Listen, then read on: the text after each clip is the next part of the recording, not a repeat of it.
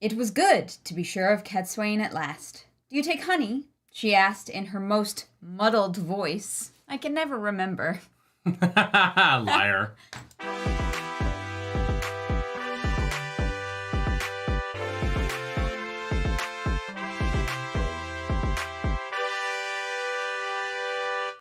Ooh, what's up, book clubbers? That's right, it's your boy Nerdy. And your boy Clarooster. The boyest of boys, the Clarooster.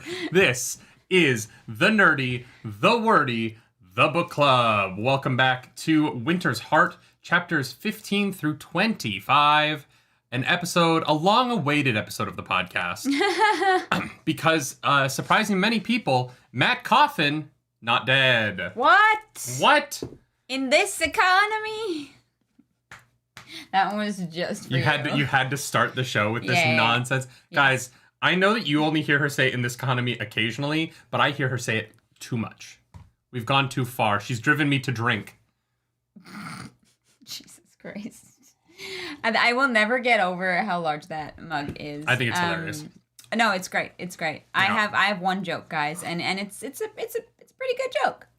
David Zoller says Clarus is a unicorn rooster. No, Clarus is a unicorn hunter. And wow. Some of you will understand what that means. Blue, thank you for being a member for 11 months. Welcome back to the Nerd Tape. Blue gifted out 20 Nerdy Nightly memberships. I feel like this is like becoming a recurring bit at the beginning of the show, is us being like, Blue, what are you doing, you mad lad? Oh my god. Blue is single-handedly trying to get all of the names in chat green. I like Franklin Cheatham says it's at Blue o'clock. It's... Blue, thank you so much. Holy shit. As always, that means the world. Thank you so much. Mm-hmm. That is incredibly generous.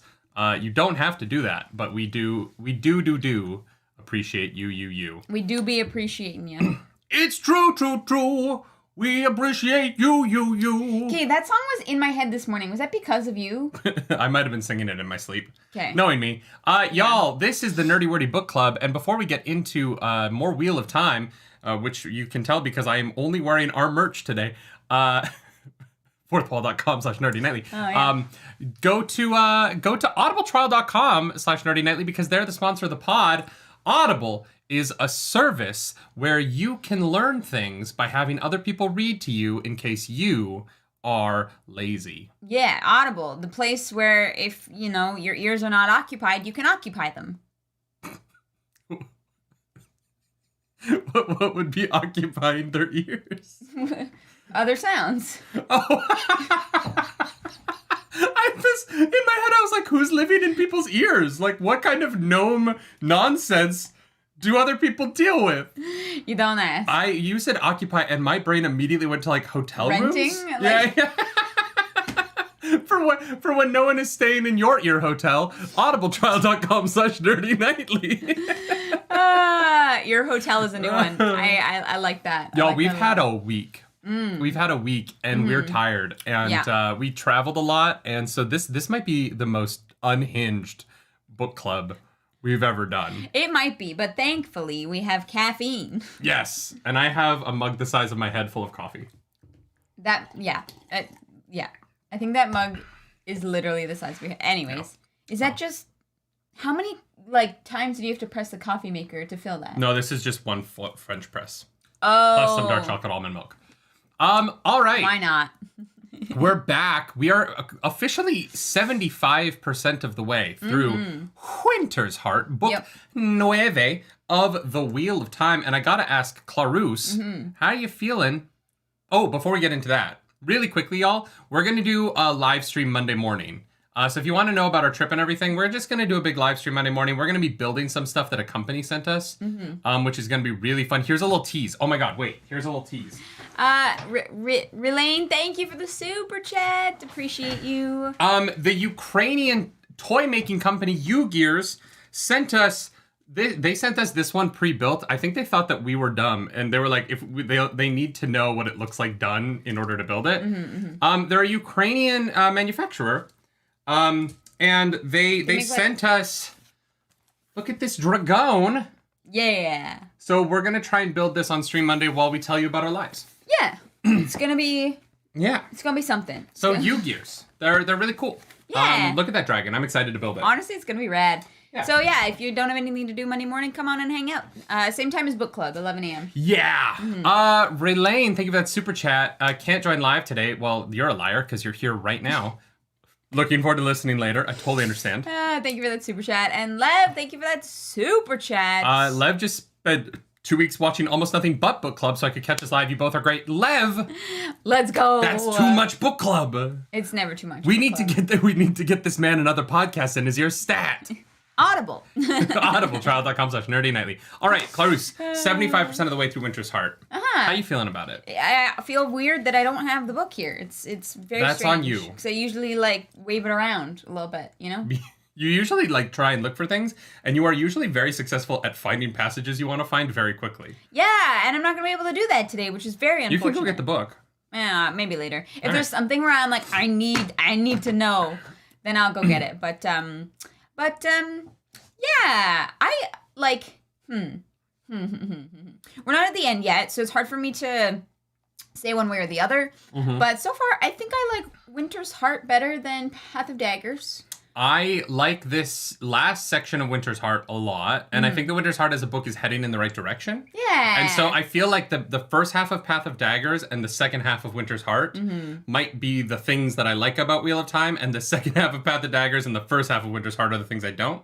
There was some, and that's a weird yeah. I don't know. I feel like we had some good things to say about the first half of Winter's Heart as well. There was just, all the Elaine stuff was really cool. You know? That feels like a year ago. I know. No, I know. I understand that. I'm just saying, I think overall, yeah, there have definitely been some valleys in Winter's Heart, but I think more peaks, which is nice.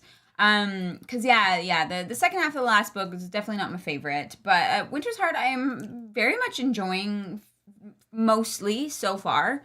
One of the things I'm finding interesting as we're moving forward now that we have these more established plot lines is that Robert Jordan is spending more consistent chapters with one story.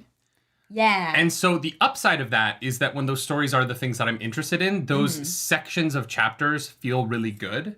Right? Yeah. The downside is when those sections of chapters, like with the parent stuff, the first week of Winter's Heart reading, when those 6 chapters go together and they just don't do anything for me, it's a lot harder because it's not jumping between perspectives and I'm not reading a chapter that I'm not interested in, but then jumping to a perspective that I am. Yeah. It's just here's 200 straight pages of a storyline that you don't find very interesting.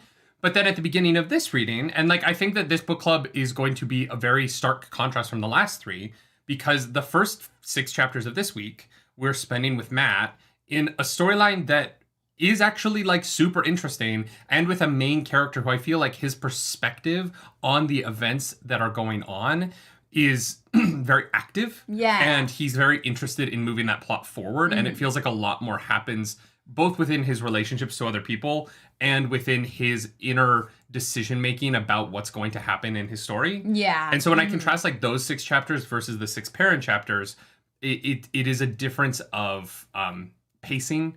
I think the Matt chapters are paced a lot better, even though I do have some nitpicks about them. But I found this week's reading to be very fun, and I literally, you saw me on the flight, I could not put it down at all. Yeah. Right? I literally finished this in basically one sitting because I was so invested in it, and I haven't really felt that way as much about the Winter's Heart stuff. Yeah, for sure. I read this section I think on the flight home pretty much. Yeah, just straight through. I'm pretty sure. Yeah, so it's been nice to have Matt back, obviously. Yes. Yeah, were you surprised that he's alive? No. I have something in my beard. Do you have something in your beard? I can't Yeah, tell. I did. Yeah, no, with Matt, or with Rand saying, no, he's alive, I can feel him. I mean, yeah, we knew. Also, the seeing the other boys is happening to Matt as well. I figured it was a Rand thing because it's a one power thing, but it seems to be a weird Taviran thing. Yeah, but sometimes it doesn't seem like it's Matt Rand and Perrin. It seems like there might be someone else involved. Yeah, I don't know what's up with in that storyline. No idea. Because sometimes it's like a rainbow of colors and a face that Matt can't recognize. Yeah. Or maybe he's seen the same thing that Rand is seeing, but because Rand has the power, he's able to like make out what it is. And for Matt, it is like, because Matt's not used to the magic of it, he is, or maybe his wolf head necklace is blocking him from accessing it fully. Oh, the Foxhead. Foxhead, right, yeah. Right? Okay, interesting. I didn't think about that. I don't know. It's interesting that, Wait, what? Franklin Cheatham is saying that it's a Lord of the Rings perspective camera trick. No mug could be that big. Oh. It's not a perspective trick. Yeah. This mug is as large as my head. It's not a joke. Like, it is... Yeah. It is the size of a head. It is. Dale Henriksen, thank you for that super chat. Yeah. Drive safe. Thank you. Thank you for being here. We appreciate you. Dale Hendrickson, beep beep, driving from state to state, listening to Nightly Nerdy. I've listened to The Wheel of Time, all books on Audible, audibletrial.com/nerdynightly if you want to listen to some Wheel of Time. Get a free audiobook on us. It's free. Should we just go to the start of this week and...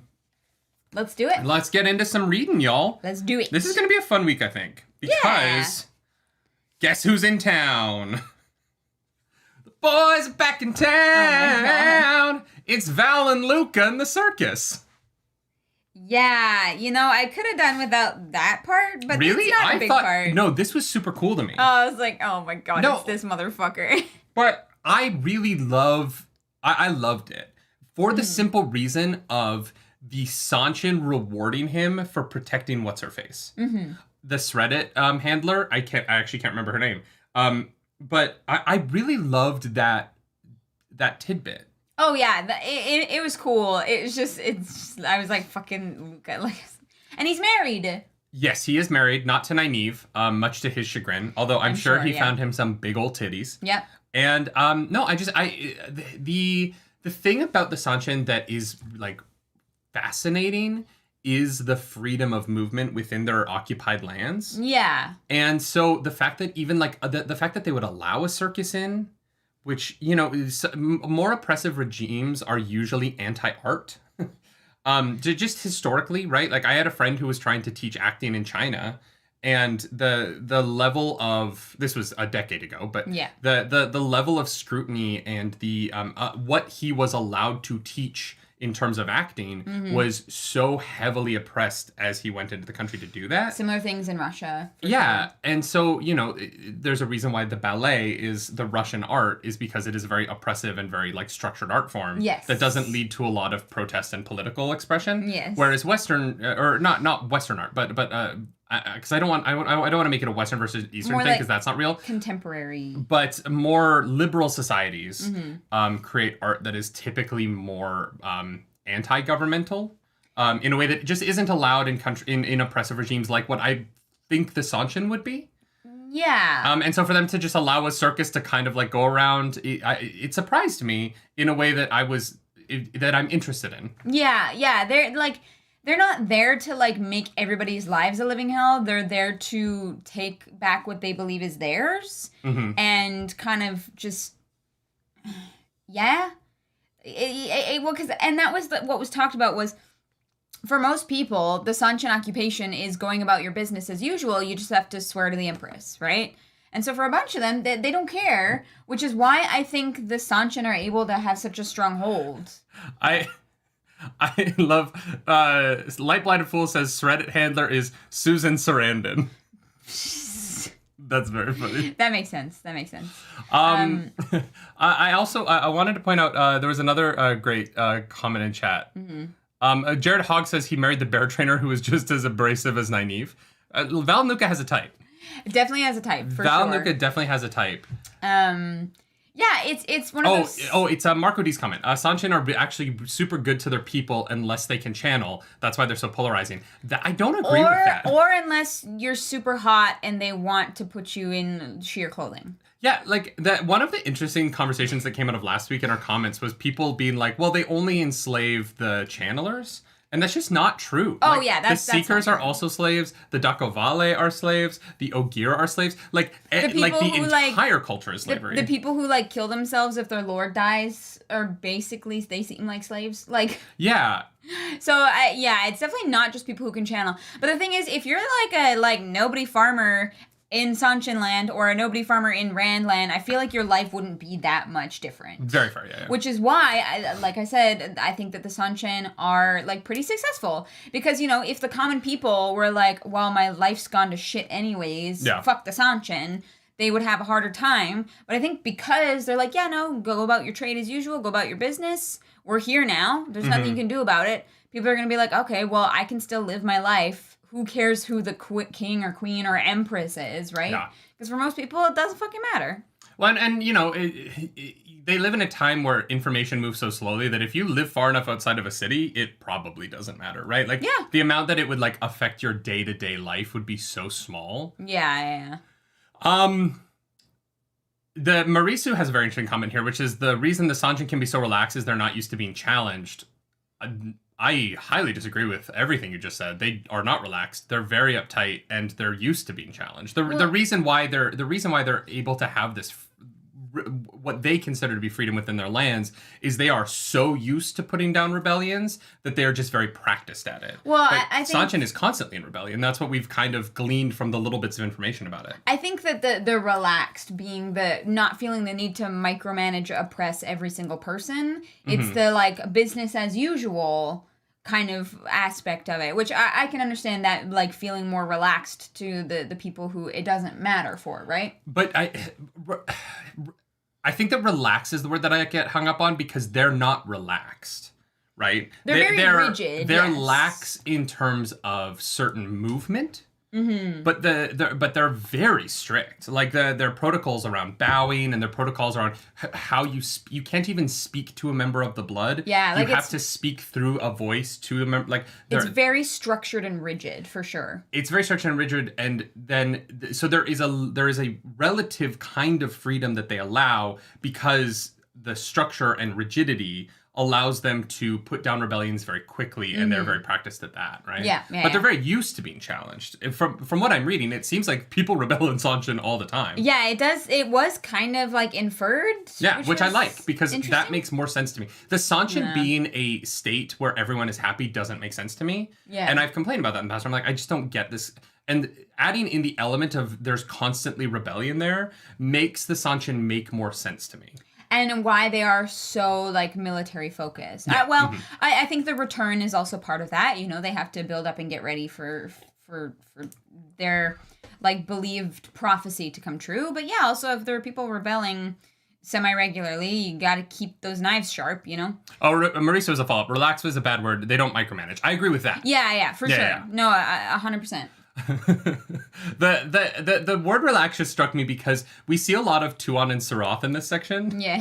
And they feel like they make each other wildly uncomfortable. Yes. Maybe Tuon less so, but Sarath feels like there is like the largest dildo in the world shoved as far up her ass as possible. She's like, I'm not sure how I feel about this one. But we're not at that chapter yet. We basically have only just begun because Valan Luca's circus is in town. Yep. And who is there drinking, cavorting, playing some dice?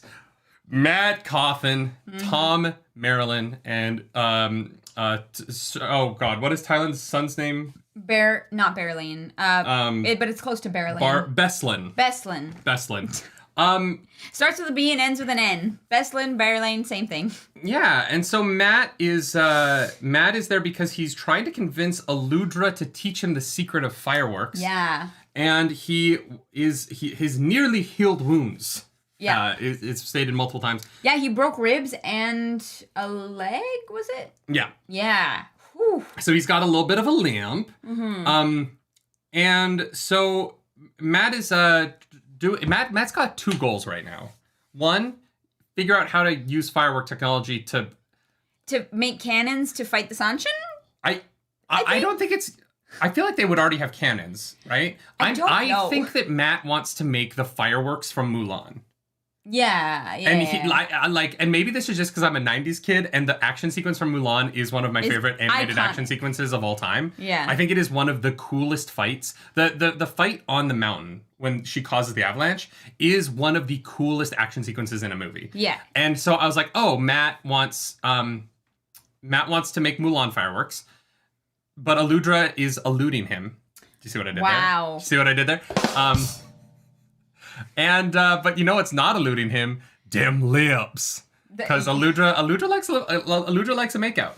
Yeah, she really likes kissing. Yeah. Although not in this chapter, but it does happen later on. But Aludra, apparently Matt has the best ass in the world. Like, he is like America's ass. That is Matt Coffin. Oh my God! Wait, he is Captain America. So in season 4, can we get Chris Evans to be the Matt Coffin? No, because we're gonna get a new one every season, right? No, but you need someone with like a really nice bottom. Paul Rudd. If we're doing an older, I mean, granted, Paul Rudd could still play 20, but because the man doesn't age. But Paul Rudd would be a fun Matt Coffin. We should do a video where we cast the Wheel of Time, but only with the MCU actors. Only MCU actors? We can make that video. The MCU does the Wheel of Time. That'd be fun. That would be fun. Glenn Peterson says, the Seanchan noble rules. See no peasant, hear no peasant, speak to no peasant. Very true. Thank you for that super chat. Thank you, Glenn. Arazu Keshefapor, thank you for that super chat. Any regime that chooses how you can have your hair and nails is oppressive by definition. 1,000%. Yes. They make people swear oaths so that afterwards any crime can be called oath breaking and the punishment can look legal to the masses. 1,000%. Absolutely. Yeah. They know what they're doing. They've been doing this for a long time, and it all is like with purpose, which is why they're very like rigid in that. And yeah, they take oaths from everybody, and that's like in the moment you're like, well, I kind of have to. I don't have any choice, and whatever. It's not going to affect me. But anything you do now that can be like held against you in a court of law. You know. Don't speak without an attorney. Michael Kioski says, I want Andy Serkis as Valan Luca. Oh my God. If Mark Ruffalo is Luca, Matt.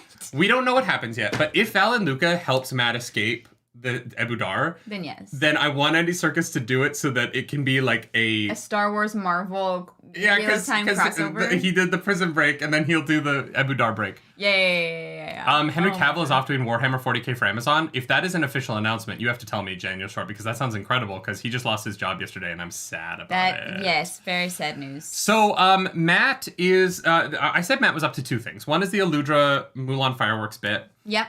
2 is that Matt is in an ongoing struggle to escape sexual slavery at the hands of Queen Teslin. Yep. We don't want to dwell on it. We know we've talked about it. But if at this point... Okay, so when we previously talked about let's just say what it is. The rape of Matt. Yes. We said that it was rape, and there were people in our chat who said, no, it is not. If you have read up until this point, and you do not think that this is rape, I don't know how to convince you that anything is rape, because he has said no multiple times. He said no. She withholds food. She has an army of people who drag him, kicking and screaming back to her palace. Yeah. And we learn in this section that not only is this not like Ebou culture has pretties. We know that. They have sugar babies. But her own son is like, even what she's doing is fucked up. It's kind of a bit too far. Yeah. Yeah, like, look, culturally, the whole, like, sugar baby thing, like, I actually thought that was pretty interesting, because I was like, where did Thailand get this idea, you know, right, that, like, this is okay, and she's taken a thing that's, like, socially acceptable, just, like, 3 steps way too far, but I always was curious, it's like, does she just think because she's queen that this is a thing? But no, this is, like, a practice, like, that you have a sugar baby that you, like, spoil, but they can leave at any time, and he is not allowed. And so, you know, some of her servants think it's, like, silly and funny or whatever, but there are some of them who are like, oh my God, like, poor Matt, like, including her son. But, like, you know, what the fuck? He's like, what am I supposed to say to my mom? Like, and I'm like, it's such a weird situation. But, yeah. It's rough. I feel very bad for Matt. And I feel bad for Aludra, because you know Thailand is going to find out that Aludra and Matt were kissing at some point, and Yep. Yeah, I'm not really sure how there are people who don't see it as rape, but there are a few who do, and it is very unfortunate. Okay, what is it? Is this the Henry word? Cavill's doing a Warhammer 40k thing! So that's why he... Okay. Well, that is going to make him very happy. Let's go! Oh, I'm so excited! All right, sorry. The Necrons... Henry, call me. I will do anything. I'll be a Necron. I'll die in the first 5 seconds. Hi, Henry. Hi. And whatever you want. Oh we'll my do it. god, this is so exciting. Yeah. Let's go. Okay, sorry. Does anyone know Henry Cavill? Yeah, no. So, what's so interesting about it is that I don't mind the idea of pretties. Sure. I actually find the concept of it interesting, right? This culture has this system where consensually young people will have a sexual relationship with an older widow before they enter into. Because there are a lot of widows. Well, partially that, right? People are so many people die in the knife dueling that they're gonna want to have younger lovers. Mm-hmm. And look, I will say just openly, I've had some dalliances with some older ladies and one older gentleman, and I learned a lot. And I became a better lover because of it. Well, and that's why you do it before you get married. Right. So you learn a lot and you pass it on to your partner. And so there's an element of there is a consensual way to do that I think is fun and flirty and can be very good for everybody involved, right? Yeah. But Tylan has twisted that into something gross and something that she can get away with because she's queen, and now she's going to be one of the blood, which gives her even more power. Which I was very surprised by that turn of events. But she's being complacent, right? And even her son is she's taken it too far, which means that which makes it gross, right? Mm-hmm. Yep. Yeah. Yep. It sucks for Matt. It's unfortunate. I hope Matt gets the fuck out of there soon. And it looks like that's the direction that we're heading. So I am actually very happy about that. Yeah. Oliver is still flirting with every woman in a 10-kilometer radius at any given moment. And I guess do you think that he's learning how to read? Learning how to read? Yeah, so Rizal reads to him. Oh. And he spends the lesson with his head firmly on her titties, right? Yeah. Do you think that do you think he's getting better at reading, or is he so focused on the titties that he's just listening? Do you think he actually ever looks at a page, or is he just he knows exactly what cleavage looks like and what words sound like at this point? I'm actually not sure. They did not occur to me that he was reading. Well, they're reading lessons, but all we know about the reading lessons is that he's very excited to just his head right on them titties. Yeah. I think he's learning. I think he's gonna be a lot smarter than I have given him credit for so far. So, yeah. Oliver is 10 going on 30. Yeah. Yeah, it's interesting that, what else is he going to do with his time? But, Oliver has these reading lessons, has these sword fighting lessons. What does Tom teach him? Some instrument, I think? Oh, I don't know. Doesn't Tom teach him sometimes? The flute? Something like that? Tom teaches all the boys the flute. Yeah. Oh, God. And that's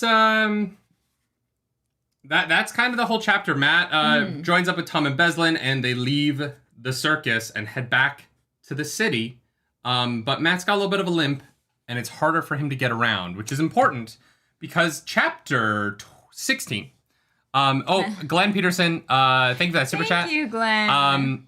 Sai, staying out of the Tylan Matt rape conversation until you've seen the full scope of it might be a judging the book by its cover problem. What? Oh, like the other people who say it's not rape? I don't know. Maybe they just didn't get far enough into the books, but... I don't know. From the first, it's rape. I agree. He says no. I agree. And she forces him. There are some people who, try and justify things in their head, and maybe that's why they think that, Guys, this isn't complicated. This isn't... There's no gray area here. Yeah. He says no repeatedly. Yeah. And she forces him. Yeah. Through the use of her kingdom. there's no other side to this argument. There's no world where it's not rape. I feel like I'm losing my mind. If this isn't rape, then literally nothing is. Yeah. Right? He says no repeatedly. He tries to run away and he gets dragged back by armed guards. Like, I don't understand. Yeah. We have to move on because I can't argue this anymore. If you do not see this as rape, you are fundamentally wrong in the way that you view the entire world. Yeah. It's yeah. We have seen him in POV say no multiple times. Absolutely. Multiple times. Mm-hmm. He is not allowed to leave. He is not allowed to eat when he's not having sex with her. He is not allowed to wear what he wants. He is not allowed. Yeah. Like there is no situation. He's like a sex prisoner. Literally. Yeah. She threatens him with a knife. Like, yeah, it definitely is. I'm not laughing at the situation because it's awful. I'm laughing at like the idea that we're still arguing about this. Yeah. It's fucking ridiculous. Yeah. Mm-hmm. Yep. Fuck. An unexpected encounter. Chapter 16. Let's move on. Jesus. Matt and his party walk back to Ebou Dar from Valan Luca's Menagerie. Yep. Which is like huge now. Valan Luca's circus is massive. I did not know that a menagerie was a circus. Well, I always thought that a menagerie was like a collection of animals. Yes. So a circus can also be a menagerie from what I understand. Yeah. No, it's like a new word for me.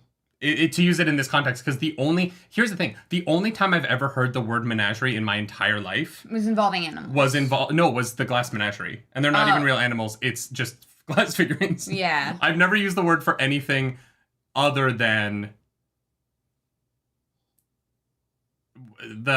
for anything other than the glass menagerie. Yeah. I've never read it. Yeah.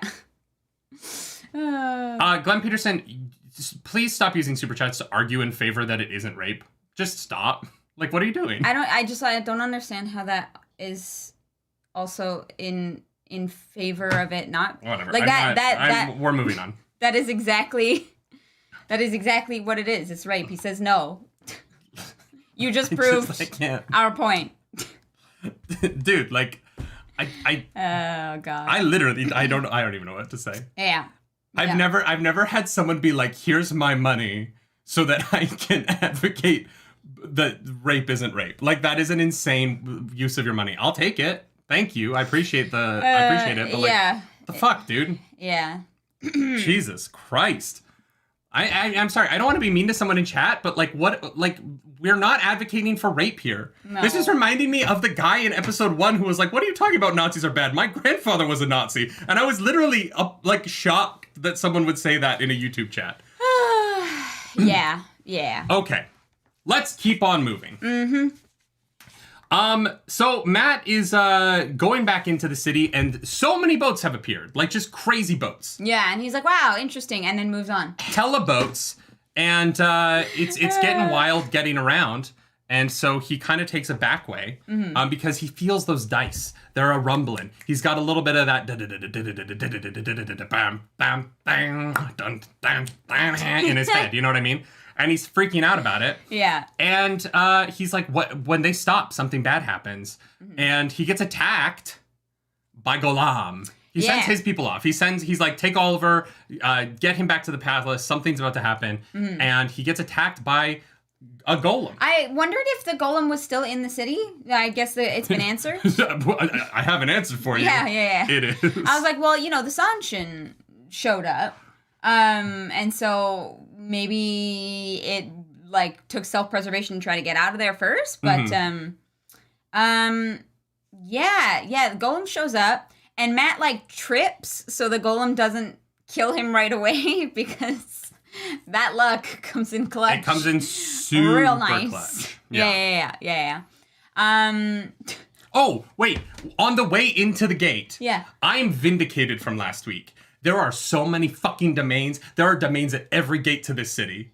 You were like, no, there's like a couple of them around. No, there are domains fucking everywhere. There have to be thousands of domains. Yeah. There just have to be. If they're in shifts, and there are always domains at every gate to the city, and there are domains on patrol. Yeah. And there are domains at the docks at all times.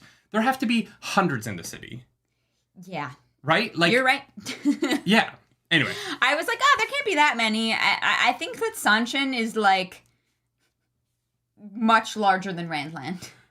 well, apparently, according to Chad, it's 3 times larger. Okay, yeah, because it seems like there's they're able to, they have the resources to get a lot of people there. So I feel like there's got to be a pretty big population. Yeah. And so Matt gets attacked by the Golem, and he gets out his little medallion, and he's like ready to like do a little wah wah wah wah wah wah wah wah wah wah with it, right? And the people listening to the podcast are like, what the fuck was that? You just get to envision that one.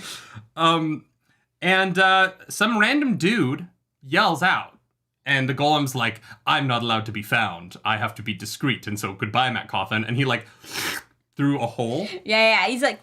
Which like, I cannot wait to see this in the show. I know, yeah. The like, I want them to just use the Terminator 2 like T-1000 special effect where he like, I think this is cool. Wow, I haven't thought about that in a very long time. And so the man walks up to Matt and introduces himself as Noel Charon. Who do you think Noel... Okay, Noel Charon. Mm-hmm. Good guy. Dark friend.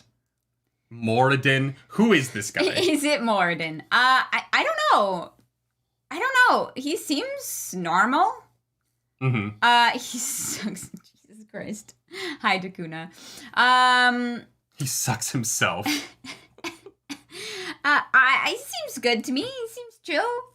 I don't trust him. After the David situation with Elaine, I'm worried that anyone who gets positioned close to any of our main characters is a dark friend now. Fair. Right? Because it's so similar to that guy showing up when Elaine's getting attacked. Yeah. And then the twist. We don't find out in this week's reading, but I'm like, the twist is that Noel is a bad guy. Maybe, yeah. Maybe. Here's the thing. Noel is not Lanfear because we already talked about that Moradin is Lanfear. Oh, guys, I think Moradin is Lanfear. Yeah. I think Moradin went to Lanfear went to the elf people who... Do you guys remember them from 5 books ago? Do you remember those? And Moradin... Lanfear was brought back and is now Moradin. Yeah, checks out. It's actually... Moradin is Moraine and Lanfear combined. We're going to get into that. I know. We're going to fucking... You fucks. Chat, I'm calling you out. I'm full on saying you fucks. With the like, why can't you guys figure out who Slayer is? It's so fucking obvious. Okay. It is the fucking... What? How is that obvious? I was dying when I read it. I was like, literally, what?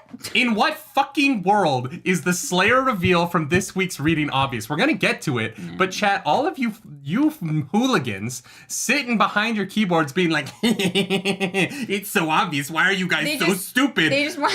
Who's stupid now, chat? They just want to play Robert Jordan being like, Asmodean, it's so obvious who killed him. Oh my god.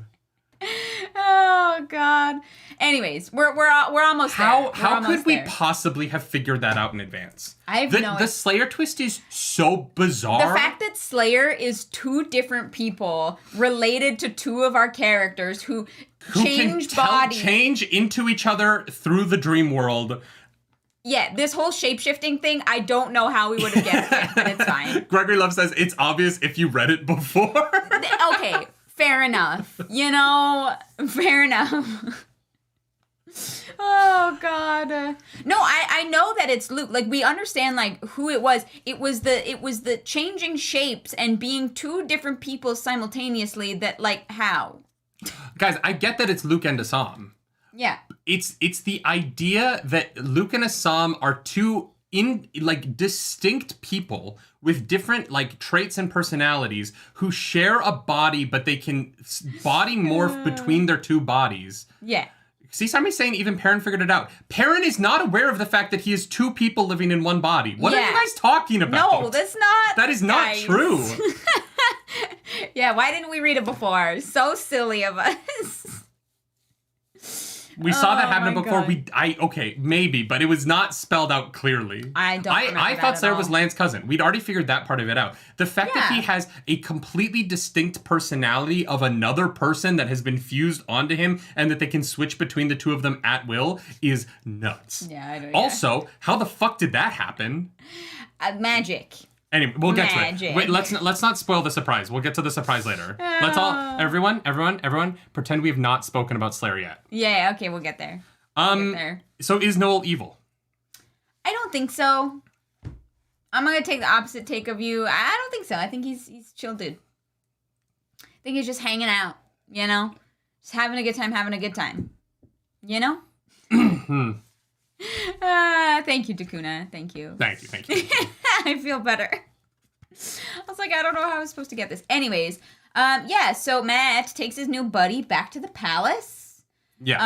And they don't go in through the Seanchan guarded gates. They go through the other guarded gates. And then well, there's like 2 gates, right? He doesn't go to the Seanchan. He's like, let's go through the stables, I think. No, there's 1 gate. There's Seanchan on one side, and there's the like normal guards on the other side. Mm-hmm. And what Matt is saying is that he doesn't go, like, you don't ask the Seanchan for permission to enter the building because they're keeping the illusion that the regular guards are the ones in control of the palace.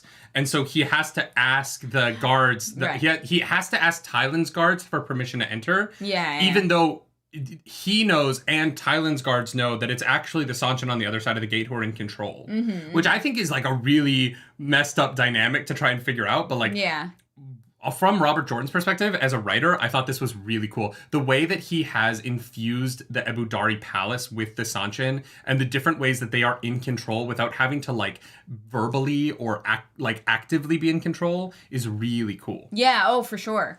And we see like we see Seanchan come up to there's Seanchan who like usually go to the other Seanchan to come into the building, but they don't this time. Mm-hmm. And Matt's like, this is suspicious. But he sends his new friend to go hang out with his buddies. Mm-hmm. And is this when he tells them to leave? Oh yeah, he's like, hey, the golem's here. I will pay for you to get out of the city. Like, go. Save yourselves. Go back to Talmain's. And they're like, are you kidding? If we showed up without you, Talmain's would hang us. Like, yeah. And Matt's like, all right, fine, whatever, I tried. Mm-hmm. Oh my god. So everyone goes, they add Noel to the room of people who are on Matt's side. Mm-hmm. Sorry.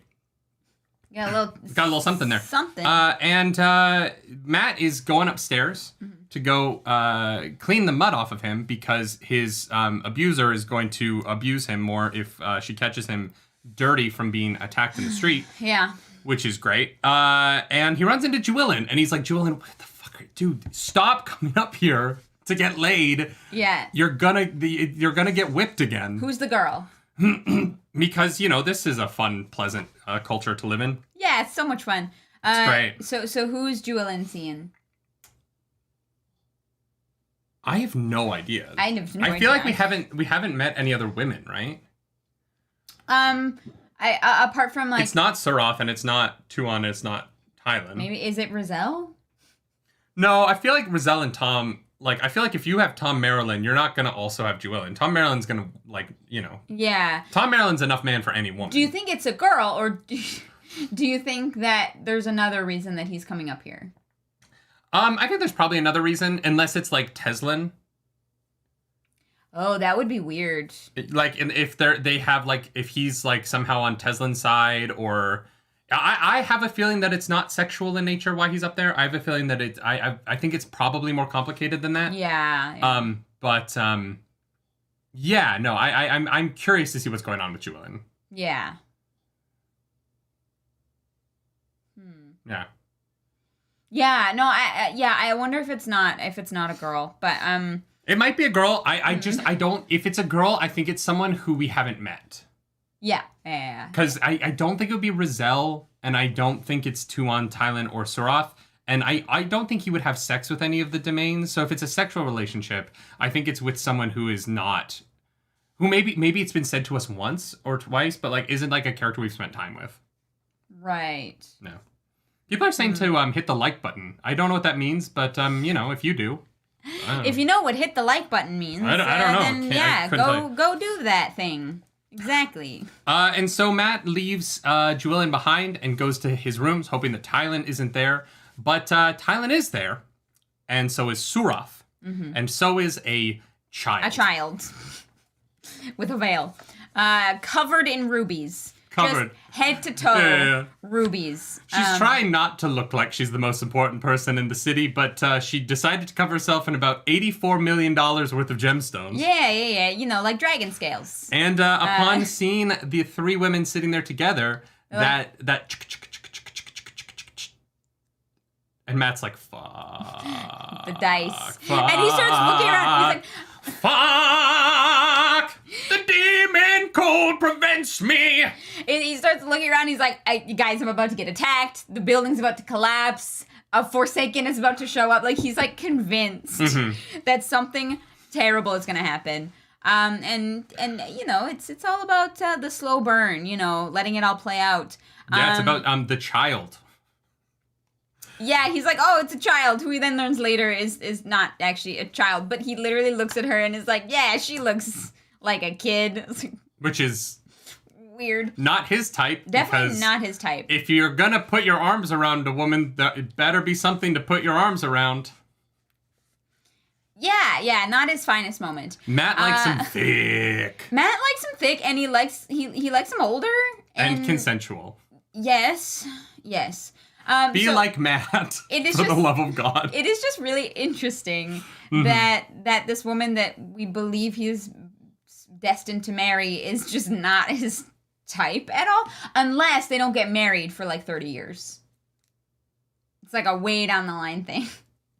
Sure. I literally have no idea. It's like after Tarmangaden, like... Guys, I'm not going to lie. The Matt Tuon impending marriage storyline of this is my least... let's get to high-low real quick here. My low of the week is all of this bullshit. Like... All right. Yeah, the idea that he's gonna marry this slaver who he's not attracted to is, I'm just like, fuck, is this gonna be a Thailand situation where he doesn't have a choice? Because Tuon's she tries to buy him. Her immediate this thing is like, oh, how much? I want him. And I'm like, fuck. No. And thank God Thailand is like, no, he's a free man. You can't like buy free people. And I was like, he's not a free man. Thank God. Thailand has him as prisoner. But no, but like at least Thailand doesn't try and sell them for status or some bullshit. Like Jesus Christ. Yeah. This is a whole I love the Matt perspective. I think Matt is my favorite POV character to read. He's not my favorite character in the series, but he's my favorite POV character because I just think Robert Jordan writes him so well. But this storyline is the thing I am 1000% least excited for moving forward. Yeah. And that could change, but yeah, I'm kind of like, oh boy, I'm a little worried about how this all plays out, you know? But we get some really interesting stuff in this scene because we get Tuon reprimanding Teslin for being like, this man was clearly attacked. I thought you said these streets were safe. Well, no, and she she's turns to reprimanding Suroth. Yeah, and Suroth as well.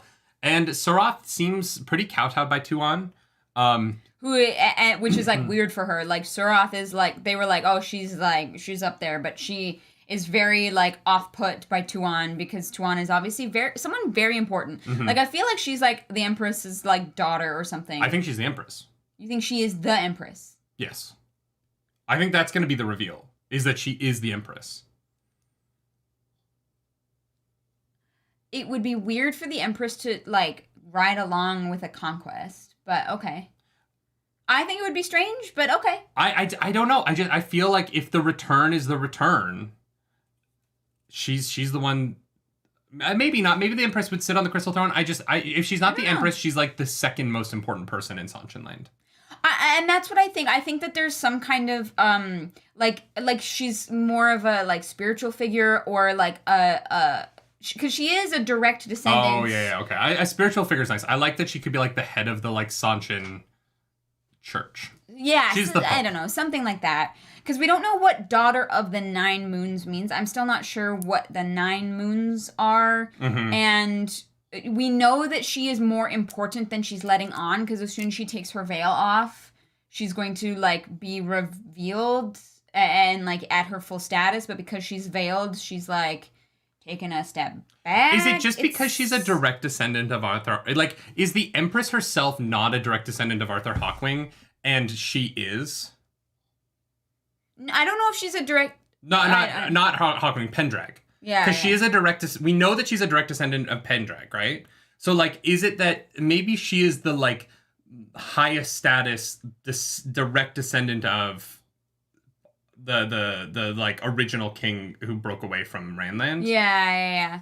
William, thank you so much for that super chat. We will definitely read and find out. But yeah, we do not have all the information. We promised to read and find out because we've been at this for a year now, and guys, so almost a full week. Can you? Next week's book club is the 1 year anniversary of the book club. It is. It's off by 3 days because we started the book club on December 26th, and next week's book club is December 23rd. Oh my. Okay, well we'll have to do something. Yeah, we're gonna be in Calgary. Yeah. But next week's book club is the 1 year anniversary of the book club. Holy shit. Yeah. Bob C, thank you for that super chat. Bob C, thank you. Hi guys, there are several things that could be jettisoned from the series. It could be several books shorter. Yes. Yeah, Bob C, we understand. I think we could cut like 4 books. Oh, okay. Well, I don't know. I have to finish the series before I can make that statement, but I understand, yes. Yeah, no. Yeah, next week is, we've been doing this for a year. We've been covering Wheel of Time for 14 months now. Every Friday. Not every Friday. I think we've missed 3 Fridays in 14 months, which I think is pretty impressive. Yeah. We have like, and one of the things I love about it is we've gone live from LA, we've gone live from Georgia, we've gone live from Jamaica. Yeah. Like the book club has truly been an international experience. Absolutely. And I'm like, how many countries will the book club broadcast from in 2023? It's a great question. Yes, we will be streaming from Calgary. That is correct. Yeah, we're going to be home for Christmas December with our folks. 23rd. So, you know, I'm sure you guys, a lot of you are going to be busy with holidays and Christmas, but if you have a moment to come say hi, you know we would appreciate seeing you there. And it is going to be December 23rd. We're going to finish book 9 right before Christmas, which is fun.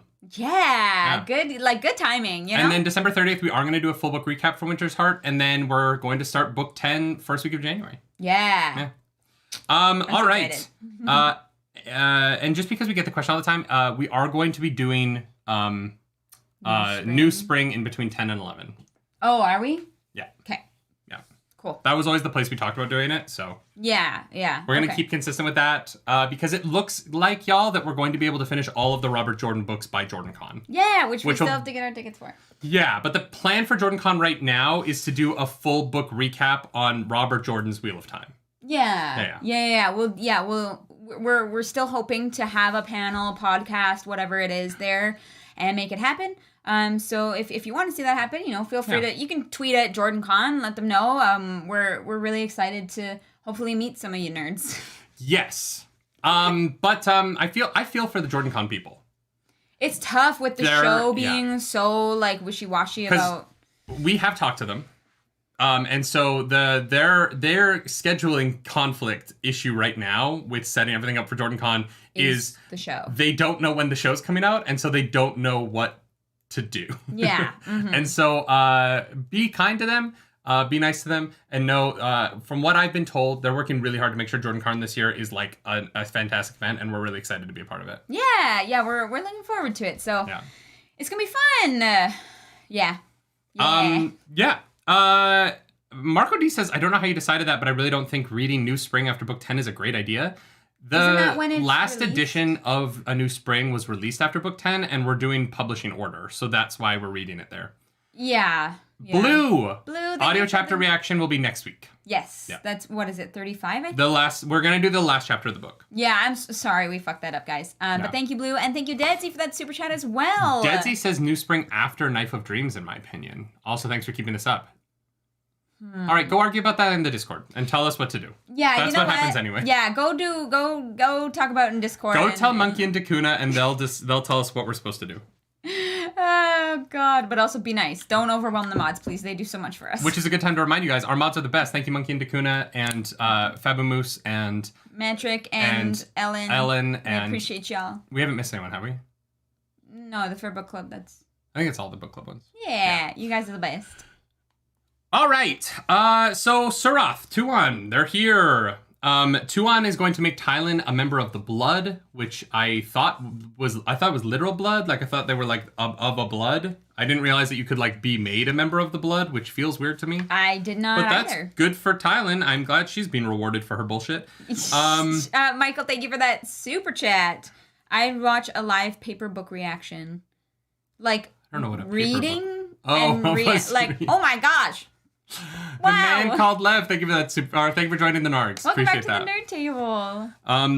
Yeah, a paper book reaction. I don't know how I would do that. Yeah, I'm not 100% clear on that.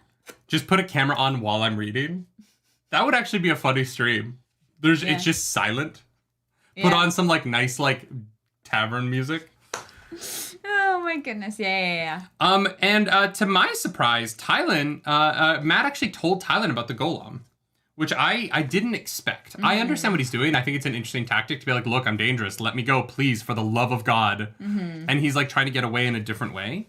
But I was surprised that he told her. I was also equally surprised by her reaction to be like, oh no, that's so dangerous. Please, wear this pink shit I made for you. With the ribbons. Yep.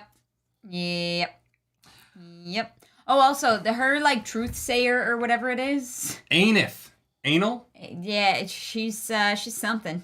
Yeah, I like that Suroth is even like, holy shit, like, you give that woman let her talk to us? And Tuon is like, you don't understand, peasant. Like, I'm like, okay, sure. It's cool. Chapter 18, An Offer. Matt's on a little mission here. It's been a day, and Matt goes to the Wandering Woman to meet up with Mistress Anan, who is not a Nath, even though their names are so similar. Oh yeah, I think he burns all the pink shit. He does. He burns all of the pink clothes in the room. Yeah, which is a level of petty that I love. I'm here for it. He's like, I'm going to make it smell like shit. And then he thinks about it and he opens the window because he's like, maybe that's not the best idea. Yeah.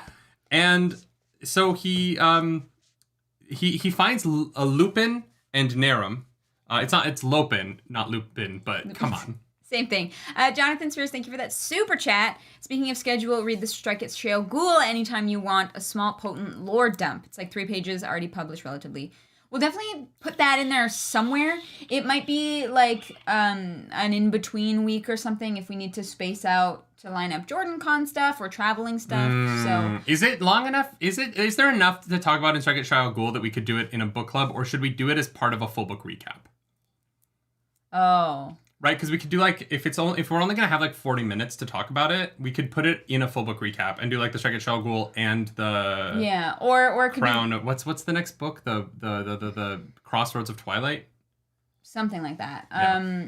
All right, well we'll take a look at that. We do want to reach out to Strike Its Trail Ghoul. Thank you for the super chat. Thank you, Jonathan. So he goes. He sends Lopin and Narim to start taking his clothes and pockets of gold to an inn. Yes, to the Wandering Woman, which is like basically just full of Seanchan. Yeah. It's a nice inn. It's conveniently nearby. So there's a lot of Seanchan there. It's great location. Location. Every time I read like rental shit, I'm like, shut the fuck. Once is enough. Anyways, it's fine. But yeah, so Mistress Anan is gonna let him keep money and clothes under a floorboard stone piece in her kitchen, because he's got a great ass. Basically, yeah. She's like, do a little spin for me. And like, literally, that's the reason. Like, she's like, do a 360, and he does 136, and she's like, Matt is America's I'm ass. gonna go use my red rod Tarangriel now. Yeah. And for some reason, her like daughter and the rest of the people, like the rest of the waitresses, don't like Matt anymore. And I was like, what did you do? What happened there that I missed? What do you mean? He killed 2 people. He killed 2 people? Yeah, remember that they were attacked upstairs and like... Oh, I mean, yeah, I don't know. I wouldn't get mad at somebody for defending themselves, but that's, I don't know. I guess maybe they had to clean it up, so they're pissed about it. No, I think that they're scared of him because he like people attacked him and his people in the inn, and people died, and like it was a whole hullabaloo, right? I guess. Yeah, okay, I guess that upset them. I don't know. If I was like, oh, that man's a murderer, I don't know if I'd be as attracted to him anymore. Because Ebou Dari have a really strict view of, like, duels and death, right? Like, they're like, if you're going to kill someone, do it in an official duel. But to, like, murder someone is, like, very counter to their culture. I guess. And so because they didn't die in, like, a knife duel in the street, the Ebou Dari don't view it as honorable and... You know what I mean? That's wild. But yeah, okay. All right. No in this economy jokes, Carl.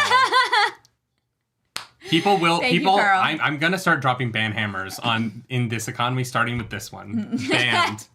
Guys, I'm banned from book club. So sad. Banned. But yeah, so they're gonna sneak things over. quickly. Oh my god, do you know we skipped over from the fucking Bellfounder chapter? What? The whole point of the chapter. The Bellfounder? What is the what the fuck is the? Did you figure out the riddle? No. I have no idea what it means. I have no idea. I wish I don't have it saved. I don't know what a Bellfounder is, guys. I'm a Bellfounder is someone who founds bells in like a foundry. So they pour for them? No, they don't find bells. They found them. Like they pour the metal into a casing. They make them. Yes. It's a bell maker. Yeah. But okay. Why is it called a founder instead of a maker? Because you do it in a foundry. Because it's founding. I don't know what a foundry is, except that it's a D&D website. So this is all very confusing to me. A foundry is a place where you make things. Sure. Dakuna, you're banned. But yeah, no, I couldn't figure out the riddle. No, I literally, I'm so confused. It makes no sense to me. I'm sure I'll get there when it all comes together. I'll be like, oh, but right now I'm like, fuck if I know. Wait, should we find? Do you think I can find the talk about it really quick, and then I'm gonna try and find the riddle really quick. It's not really like a riddle though. Like she's like, get me a Bellfounder, and I'll fucking tell you all my secrets. Maybe even suck your dick a little. Like she's like so ready for this Bellfounder. I'm like, okay, all right. Oh my god. I'm so sorry, y'all. It's a great joke. It's a great joke. She says, you tell me what use I might have for a Bellfounder, and I will tell you all of my secrets. It's not really a riddle. No. I just don't know enough about... Oh my god, I'm so fucking stupid. What? Oh my god, I feel like such an idiot. Am I gonna also feel like an idiot? How the fuck do you make a cannon? You make it.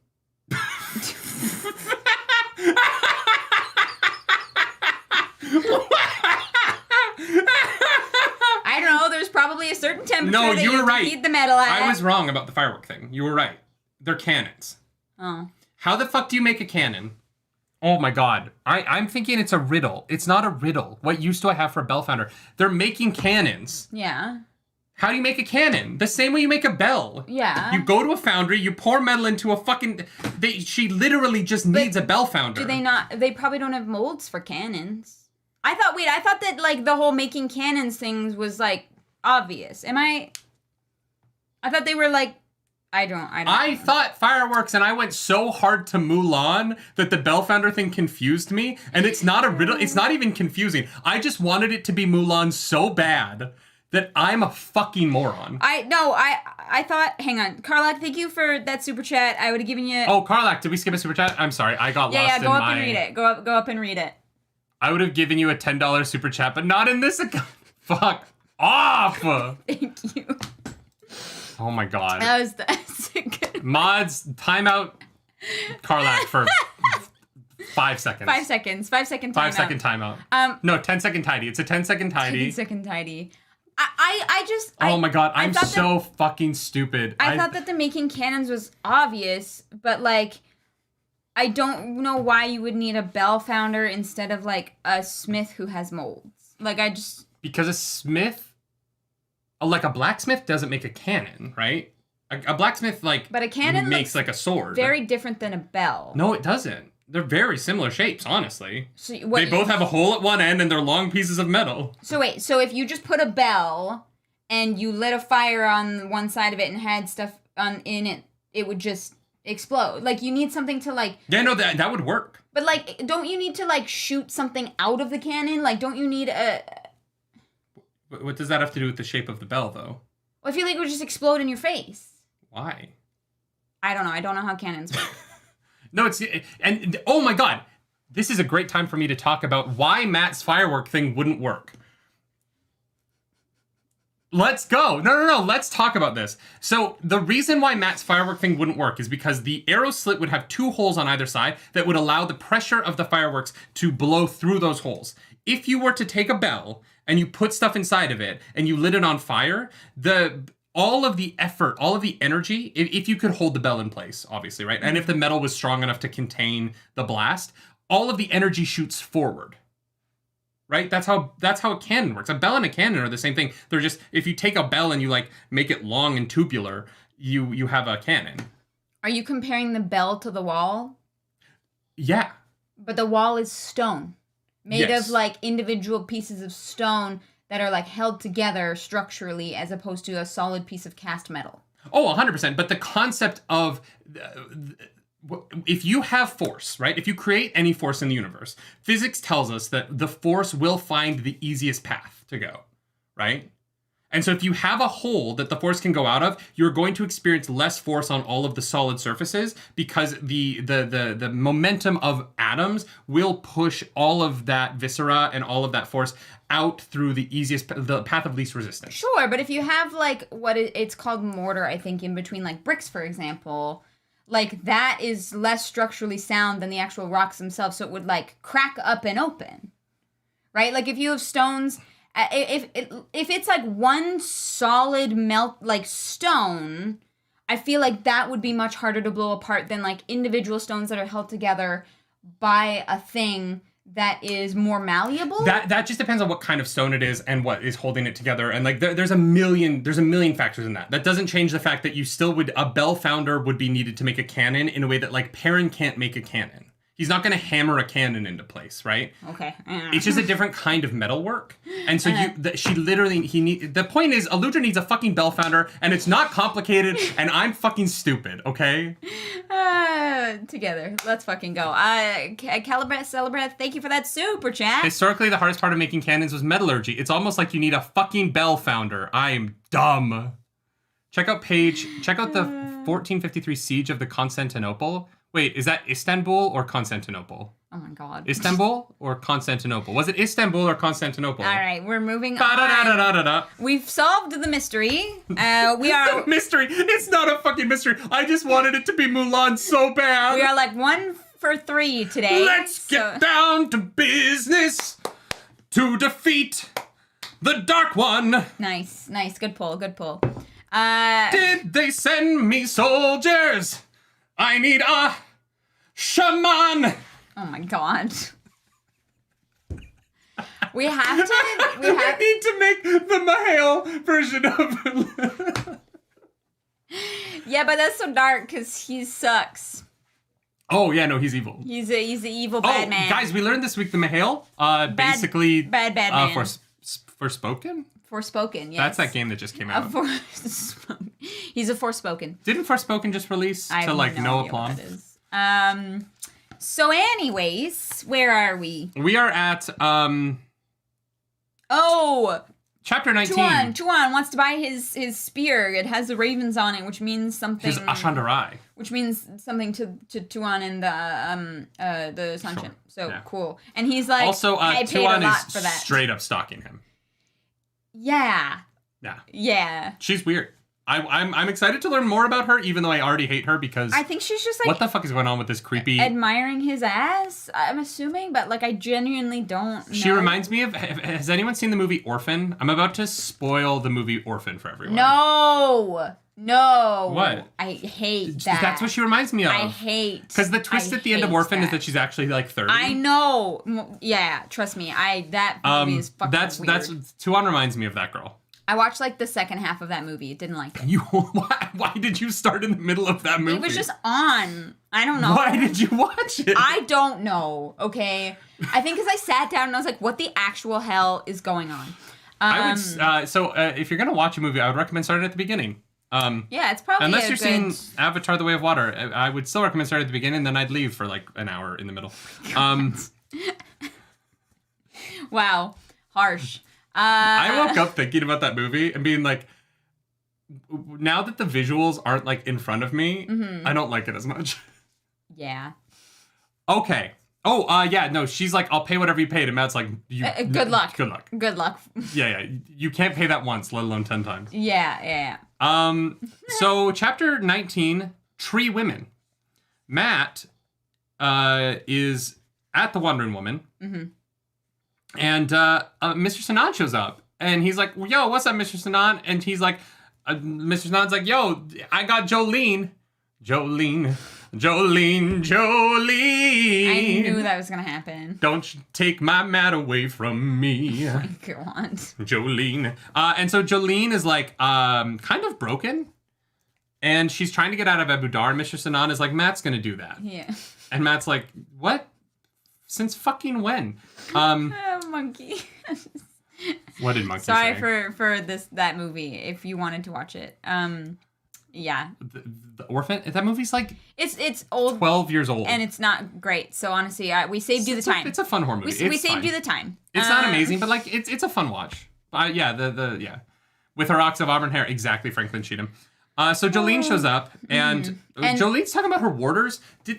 I read through this twice. Mm-hmm. Where are her warders? I do not know. Did the Seanchan kill them or something? Because it's not really mentioned. No, it seems that they are somewhere in the city, and that she came there on her own. Like, I don't think I just found that dead. a little confusing. Yeah, I don't know why they're not with her. Or maybe that would have, like, drawn more attention to her. I'm not sure. Okay. That makes sense. Yeah, so she's like, I gotta get out. And why are we both singing so much today? Gotta get out this cooler, this jammer, this pig. So as they're hanging out there, the cook, who has been guarding the door with her big wooden spoon, starts making some noise, and Matt grabs Jolene and pulls her in for a fake kiss. Yeah. Because through the door of the wandering woman, guys, Captain Aegeanin Tamarath of the Green, and her Sojin, Bayle motherfucking Doman. Guys, we have our ship captain back. Can I please get some noise in chat? I mean, the man formerly known as ship captain, who is now, he's a slave now, because he spoke. So that's slavery. Yeah. That's cool. Ship captain's a slave now. That's awesome. Yeah. Let's go. Another one. Yeah. I'm like DJ Khaled up in this bitch. Another one. We make the best music. Jesus Christ. Yeah, we've got our ship captain, and they ain't doing so hot. They're doing what they need to do to survive. Okay. Yeah, they Which is like, I get it. It makes sense. Reading it, I was like, I see how we got here, but I was like, oh no. So yeah, Aegeanin is the ship captain now. No, she doesn't have a ship. Well, she's captain of the green. Yeah, which means the Seanchan color system is hilarious to me. She's like, I wanted to be captain of the gold, but I guess I'll settle for captain of the green. It was red and yellow and I'm like, purple and orange and green. I don't know. I don't know what any of it means. Me neither. It's not like the Aes Sedai where I'm like, I know what the colors mean. I'm like, you're captain of something. Yeah, no, I have no idea. She just doesn't seem to have like command over anybody, so I don't know what like captain of the green. I was like, oh yeah, sure, you can be captain of whatever color you want. Yeah, not sure how that works yet, but we're gonna find out. I'm sure it'll be described in painful detail for 5 straight books, but. Yeah, probably. So they walk in. Bayle Doman recognizes Matt making out with this lady, and again, and it's like, ugh, we need your rooms. We need rooms. We have to be here. Surath said so. And I love that Mr. Sinan is like, all right, well, you get to go figure that out, because my best rooms are taken by this person. My second best rooms are taken by this person. The captain of the air. The captain of the air, which I'm assuming is the a Balder Yulon. Yeah. Yeah, no, I'm sure he's a rockin' boy. A rockin' boy. He's Aerosmith's Rock and Roller Coaster. Yeah. And the Banner General Farik Kharid, another Kharid, who is not Kadir, is the Death Watch Guard. Yeah, Death Watch Guard, very scary, in case you didn't get that. Mm-hmm. But yeah, so they're going to have to go fight over rooms, and Matt is like, okay, I'm going to get you out of here. Well, but before we finish with Aegeanin, okay. Mr. Sinan pushes back on her, and Aegeanin, rather than like get upset about it, is like a woman with some backbone. I appreciate you. Nice. Yeah. We're going to get out of here. Don't you ever let me see 2 people kiss in front of me ever again. That was gross. How dare. That was gross. Bayle, dick me down. Let's go. Yeah. She's like, I need to get fucked tonight, but I don't want to see 2 people kissing in a private room that I'm not supposed to be in ever again. Yeah. I know I burst into this room against custom, but those 2 people are disgusting. Yeah, how dare. And even Bayle Doman later is like, chill. It wasn't a big deal. Yeah. Oh, man. Ebou, man. Yeah, and so then Matt kind of like tests Jolene to be like, oh, yes, the note you left on my pillow. And she's like, oh, yeah, that. Well, if you get me out of here, don't worry about it. And Matt's like, you idiot. It was in my pocket. Like, but he's also like, why did I agree to save her before I knew that she was a liar? And then he immediately has the thought of like, I would have saved her anyway. Let's be real. Guys, Matt is just trying to be a good guy. Mm-hmm. Yeah, he's no bloody hero, but he's the only character other than Lan who is consistently doing like right by people around him. Yeah. It's nice to see. Like, having Matt back was a really nice point of view for this book to have, because Matt is a character who is consistently making good choices, even though like it's crazy what's going on to him and like the situation around him sucks. Yeah. But his like thought process around situations, he has some pretty ass backwards way of like looking at women. But the way he treats women is good. Yes. And like this world needs more Matt Coffins and fewer almost everybody else. Yeah. Absolutely. Chapter 20. That's our last Matt chapter for the week. So goodbye, Matt. We'll see you in the future. It's been a good Hopefully. one. I hope he's in the rest of this book. Yeah. You know who I miss, weirdly? Egwene. Where the fuck is Egwene? We saw her in that one Tel'aran'rhiod sequence. I know. She's kind of like, here's the thing. I feel like the next time we see Egwene is going to be like the Siege of the White Tower. So it's going to be like a big thing that we're going to be there for a while, which is why we haven't seen her a ton lately. But still, I do miss her. I would like to know what's going on there, especially since the last book ended with that. Anyways. Yeah. Doesn't matter. I do think, I'm going to say this honestly, y'all. The books are better when Matt is in them. Yeah. I just agree. I think like consistently, and I think that's his perspective is like the most heroic perspective, and because of what Robert Jordan is writing about, I think that these books really need him. And when he is on screen, even though what's happening to him right now is awful, and I'm going to keep calling it out for what it is, it is a breath of fresh air when Matt is present. Yeah. And so like this week's reading was a lot better in my opinion and worked for me better than the last couple weeks, partially just because of how strong a character he is and how much I enjoy his perspective on the world that they're in. Yes, absolutely. 100%. All right, chapter 20, questions of treason. Y'all, I don't know if you have read The Wheel of Time, but if you need a how-to on how to break people and make them slaves, Robert Jordan describes it yet again, so let's go. Yeah, so you can read that if you want. I was like, oh my god, are we doing this again? How long into this chapter did it take for you to realize that Bethemin was the woman from Tenchiko? I realized it when she said it wasn't as bad as Tenchiko. I didn't even get it then. I spent this whole chapter being like, have we met Bethemin before? That name sounds familiar. Yeah. It wasn't until we got to the Seeker being like, you and Aginin had a relationship in Tenchiko, that I was like, oh my fucking god, it's the person from the basement. Yeah. I read this whole chapter being like, who is this random character they just introduced? Yep. Oh my god. Yeah, no, it took me a minute to get there as well, but luckily, like, Robert Jordan doesn't expect you to remember that far back. He lays it out for you slowly. Thank you, Robert Jordan, because otherwise I would not have known. But we get this really like horrendous but interesting perspective.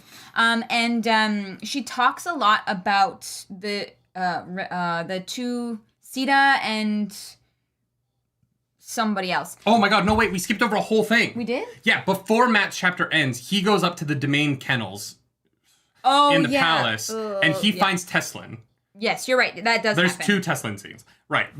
Before we get into Bethemin, he goes to find Teslin. Because he knows now that she is the one who put the note in his pocket.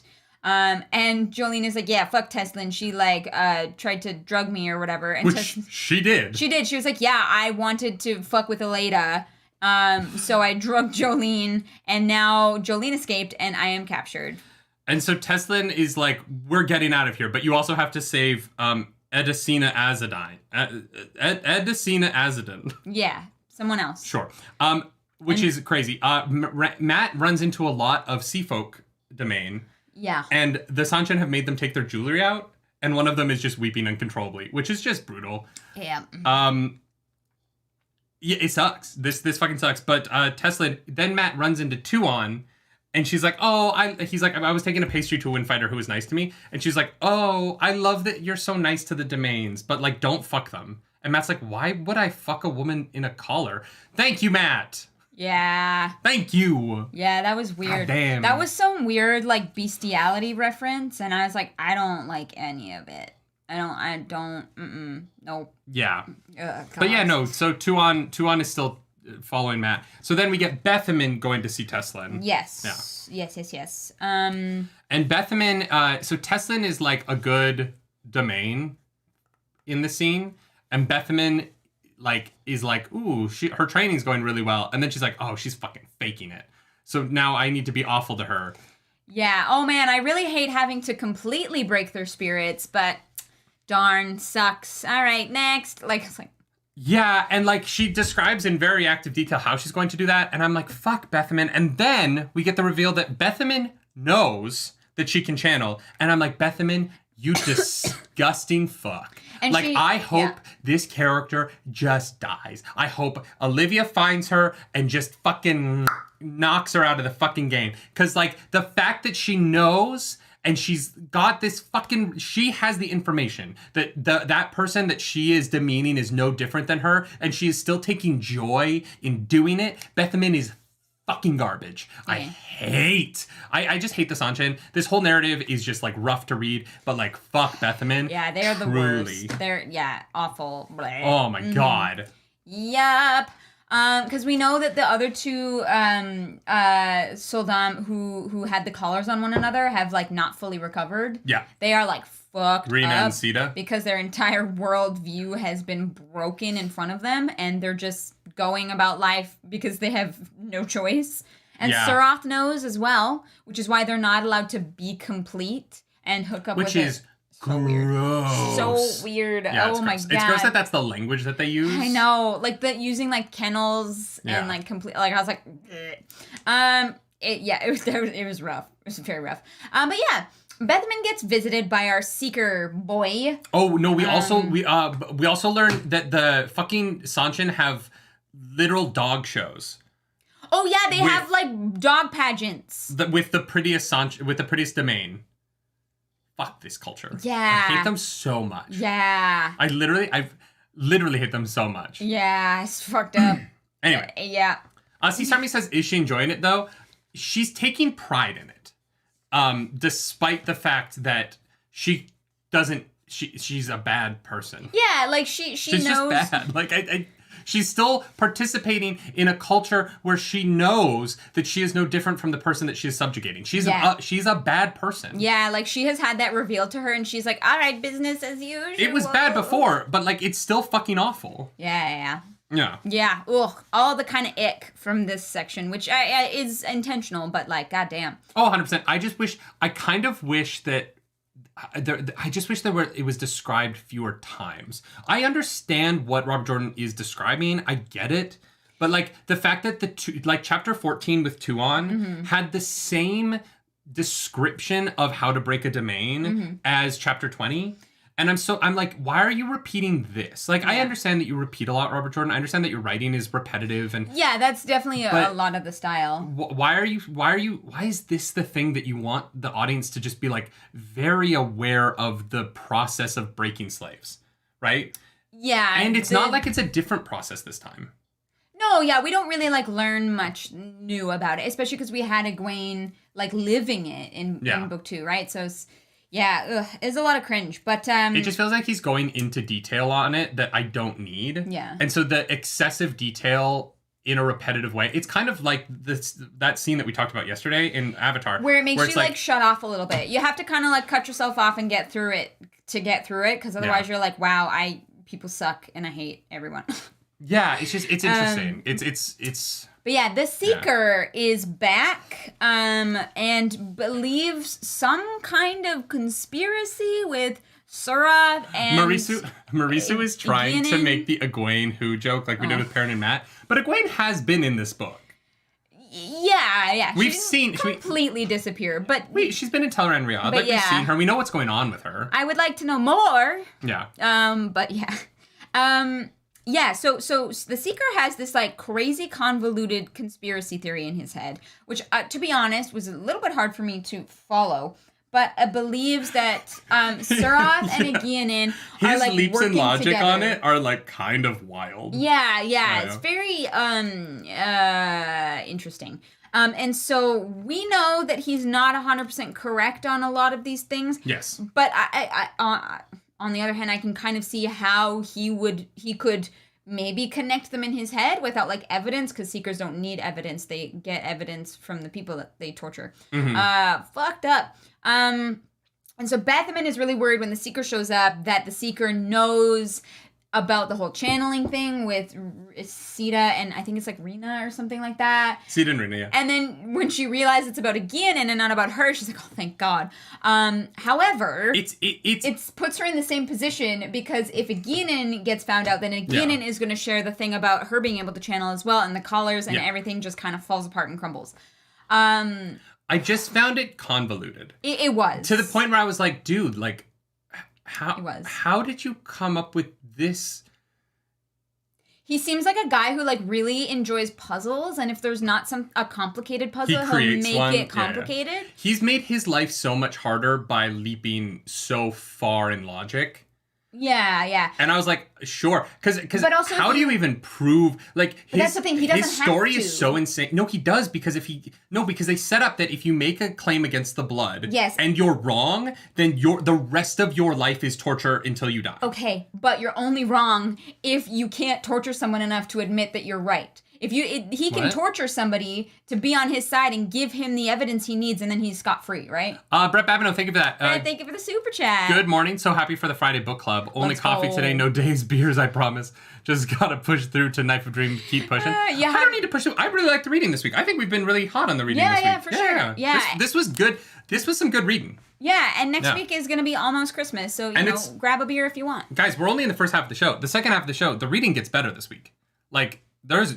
Formatting crazy shit. is fucking cool as shit. I like formatting a lot. Yeah. I just found the Seeker. No, my point is that he can't just torture people the way because they don't work like the questioners do. Yeah, they do. They're worse than the questioners. No, the torture that they use is worse, but they do have to have real evidence.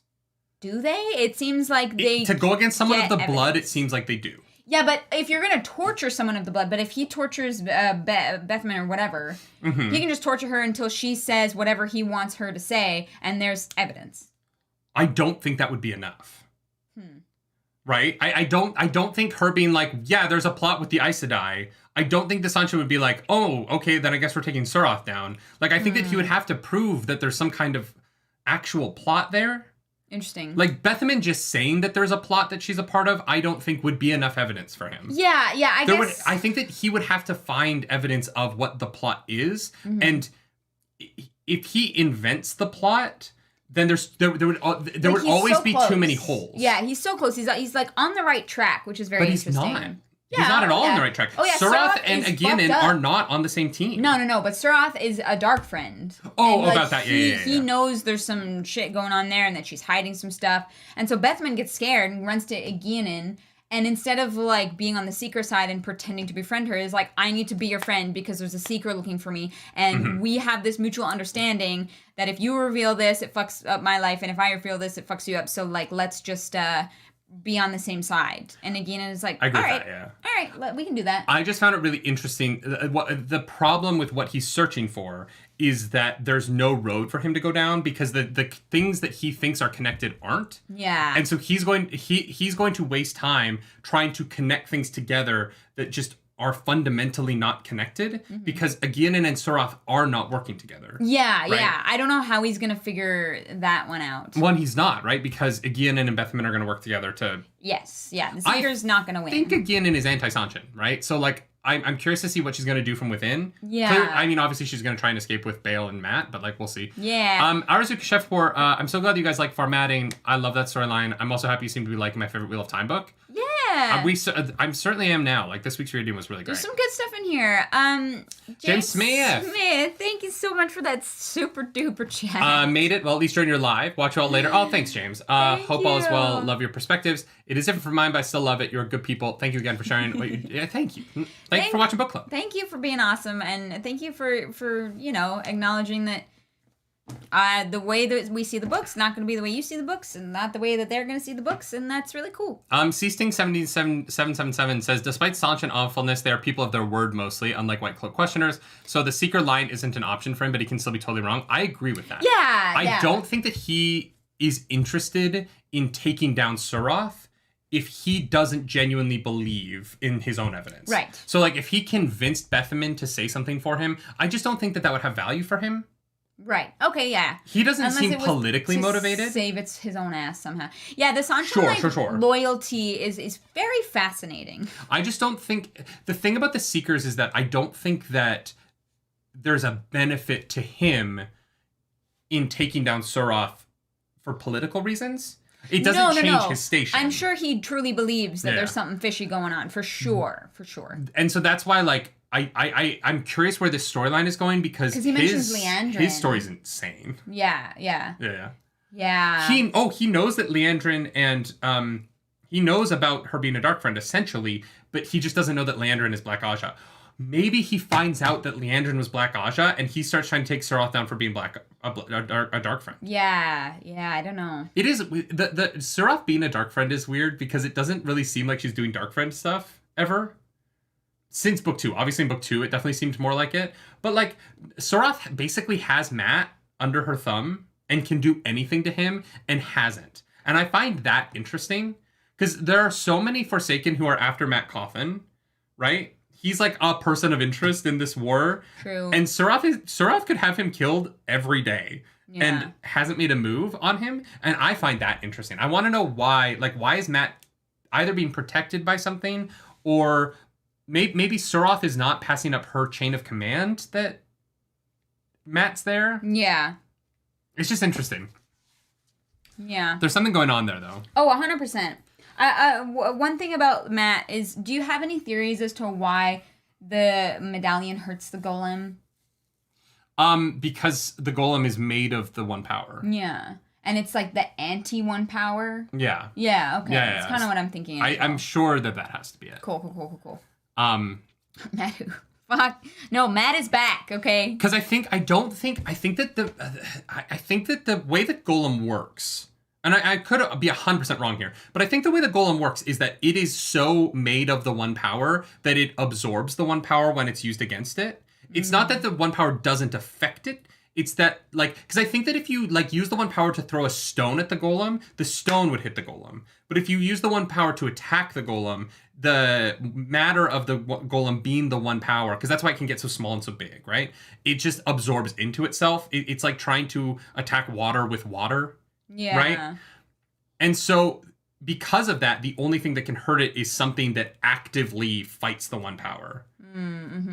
Yeah. And that's the only way that makes sense to me right now. There could be more information later that changes that. Yeah, fair enough. Yeah, so again... wait, 1 second. Yeah. Burnt Ashaman Sen says Dark Friends are not completely unified. Suroth has no idea who Matt is. Wasn't Suroth at the Dark Friend social where they showed them the 3 faces, though? I thought so. I don't think that's possible. Suroth has seen Matt's face at the Dark Friend social. Here's the thing. Suroth might have orders that are like, you need to, your goal is this. There are other people working on the other stuff. Oh, sure.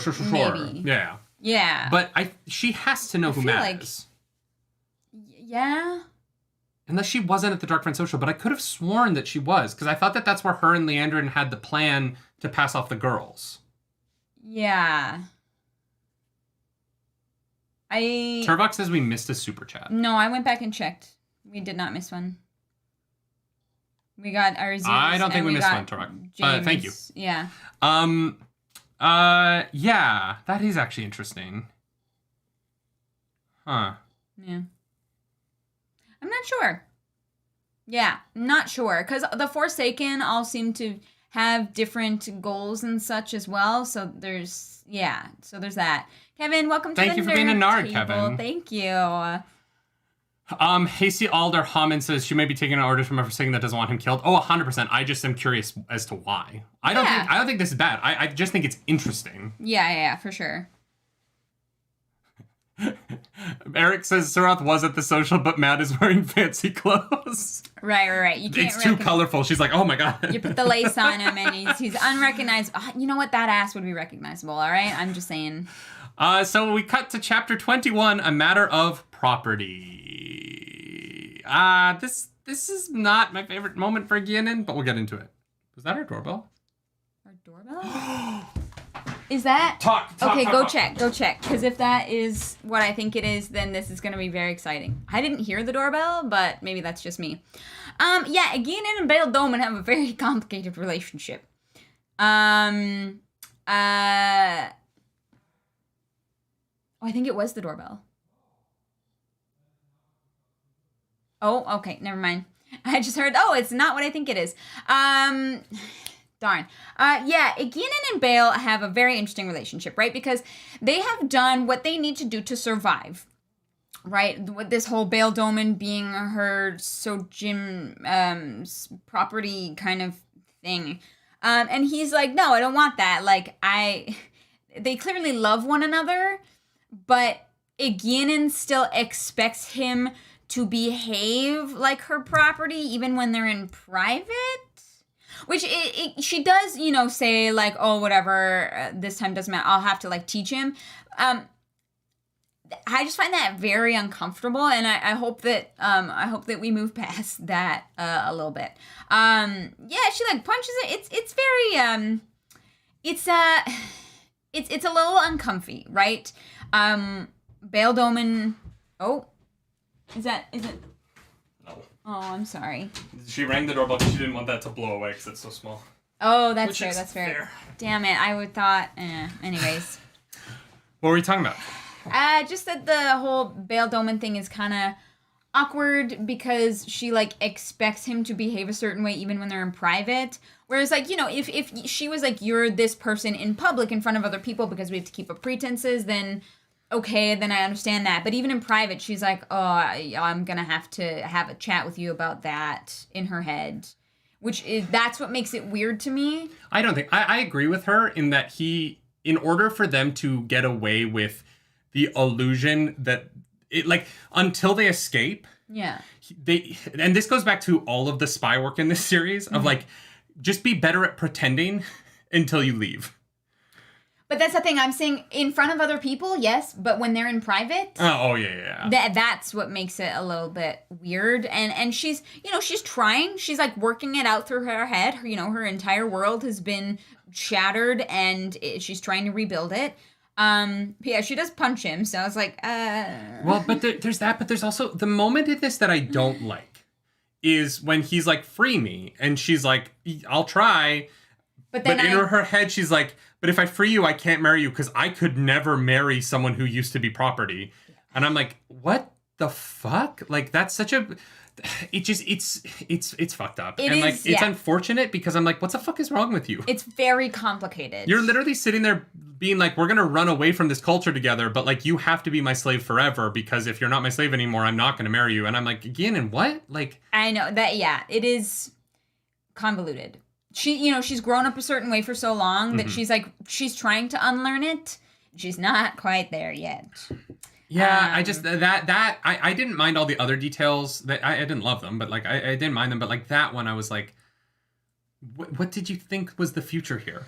Yeah. You've decided that you'll marry him, but as soon as he was made a slave by a culture that you don't agree with anymore, you're done with it? Like, whatever. Yeah. I agree. Guys, Randland needs therapists. I would like to start the Pink Aja, the therapist Aja, for helping all these people with their fucking trauma. Yeah, seriously. Because this world is fucked up. It is 11 kinds of fucked up. Yeah. But Bethemin shows up, and Bethemin is like, this is what the Seeker said, and I was like, thank God. Yeah, I was worried it would be a, like, kind of, like...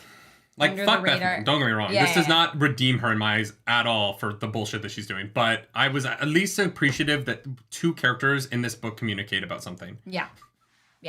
That was very nice to see. They talked. So yeah, so they're gonna get a ship and get out of there because Aegeanin is like, well, god damn it, I don't want to get caught up in this whole Suroth thing because I don't know what the fuck is going on there. So we're gonna get the fuck out of here. And Bayle Doman's like, I did be recognizing that boy there in the kitchens. That be Matt Cawthon. I haven't seen him in 2 years, but I remember everything about his life. Yeah, he seems like a cool guy. Let's take him along. The last time I saw him, Murdral tried to kill him. And again, I do kind of love that she's like, what is a Murdral? Are Murdral only in Rainland? It can't be that scary. Does the Dark One not have Murdral everywhere? Like, that threw me off. No, I guess there are not Murdral in Seanchan, right? And no Trollocs either. No. Which I'm like, in my head, the Blight is like across the top of the world, and in my visioning of the world of Rainland, on the other side of the planet in Seanchan land, the Blight is also there north as well. And so if you were to go all the way through the Blight, you would end up in Seanchan, but nobody does that because you would have to go all the way through the Blight. Oh. But I don't actually think there is Blight in Seanchan. No, I don't think so. Because otherwise Trollocs would be coming out the north of the Seanchan land as well. Yeah, no, they have to be separate somehow. Interesting. I wonder if it's Randland is like closer to the Boar, so it is more affected by the Dark One. I think it has to be that. Yeah. Yeah, interesting. Ranton Moore says they killed all dark creatures in Seanchan. I just don't buy that. Yeah, how would you... Maybe it's harder to get them over there somehow? I don't really know how that works, but yeah. Yeah. Yeah, I don't buy that the Seanchan have defeated the Dark One on their continent. Yeah. We'll get there. We'll figure it out. Sonic Shot says, don't different cultures give them different names, so they might be called Kermit. Like, Murdral. There's so many Kermits. It's a Kermit. Yeah, it may be. Why are there so many songs about Trollocs? Oh my god. Yeah, so I feel like that's that chapter. They're gonna get out of town, which is nice, actually. And then you flip the page to chapter 22, and there's a map. There's a new map. Yeah. Because we have a new location. Very excited to be introduced to Far Madding. Yeah. A place where what is that? I would love to review your thing, but we have not received it yet. Damn it. It's a place where it's a steading. You cannot use the one power because of the terrangrial that are located there, which is very cool. That makes Far Madding such a cool place. Yeah, and the fact that Rand is like, I have to go fight the Ashaman. Where should I do that? And him choosing Far Madding because he can use a sword, and he knows that a bunch of them, their egos are too big about the one power to have ever really dedicated themselves to the sword. He's just like, it's so cool. So we meet him. He's following Hachide through town. Colonel Sanders, welcome back to the Nerd Table. Okay, it is disconnected. It is disconnected. I haven't looked at a world map yet. I've only seen Randland, so I don't know. And Tremalking. Tremalking is like the island at the bottom of the world map. Methany, thank you for that super chat. Oh my god, you let your cat run free in Seanchan for a day? Well, bye, Shadow Spawn. Oh, your cat's like the cats at Disneyland. Oh, your cat, Sammy, is the one who cleanses the taint. Thank you, Sammy, for all your hard work. I appreciate that. I mean, every time I look at a cat, it looks like they're cleansing their own taint, so... Wow. Just getting their tongue in there. You're not wrong. Or cat's dog.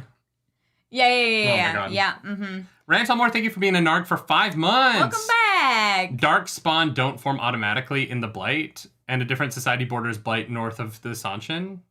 What? They're trying to... Deleted. Yeah. Guys, we'll get there. If it hasn't been discussed yet, if it's don't post spoilers in the chat. Yeah. Like,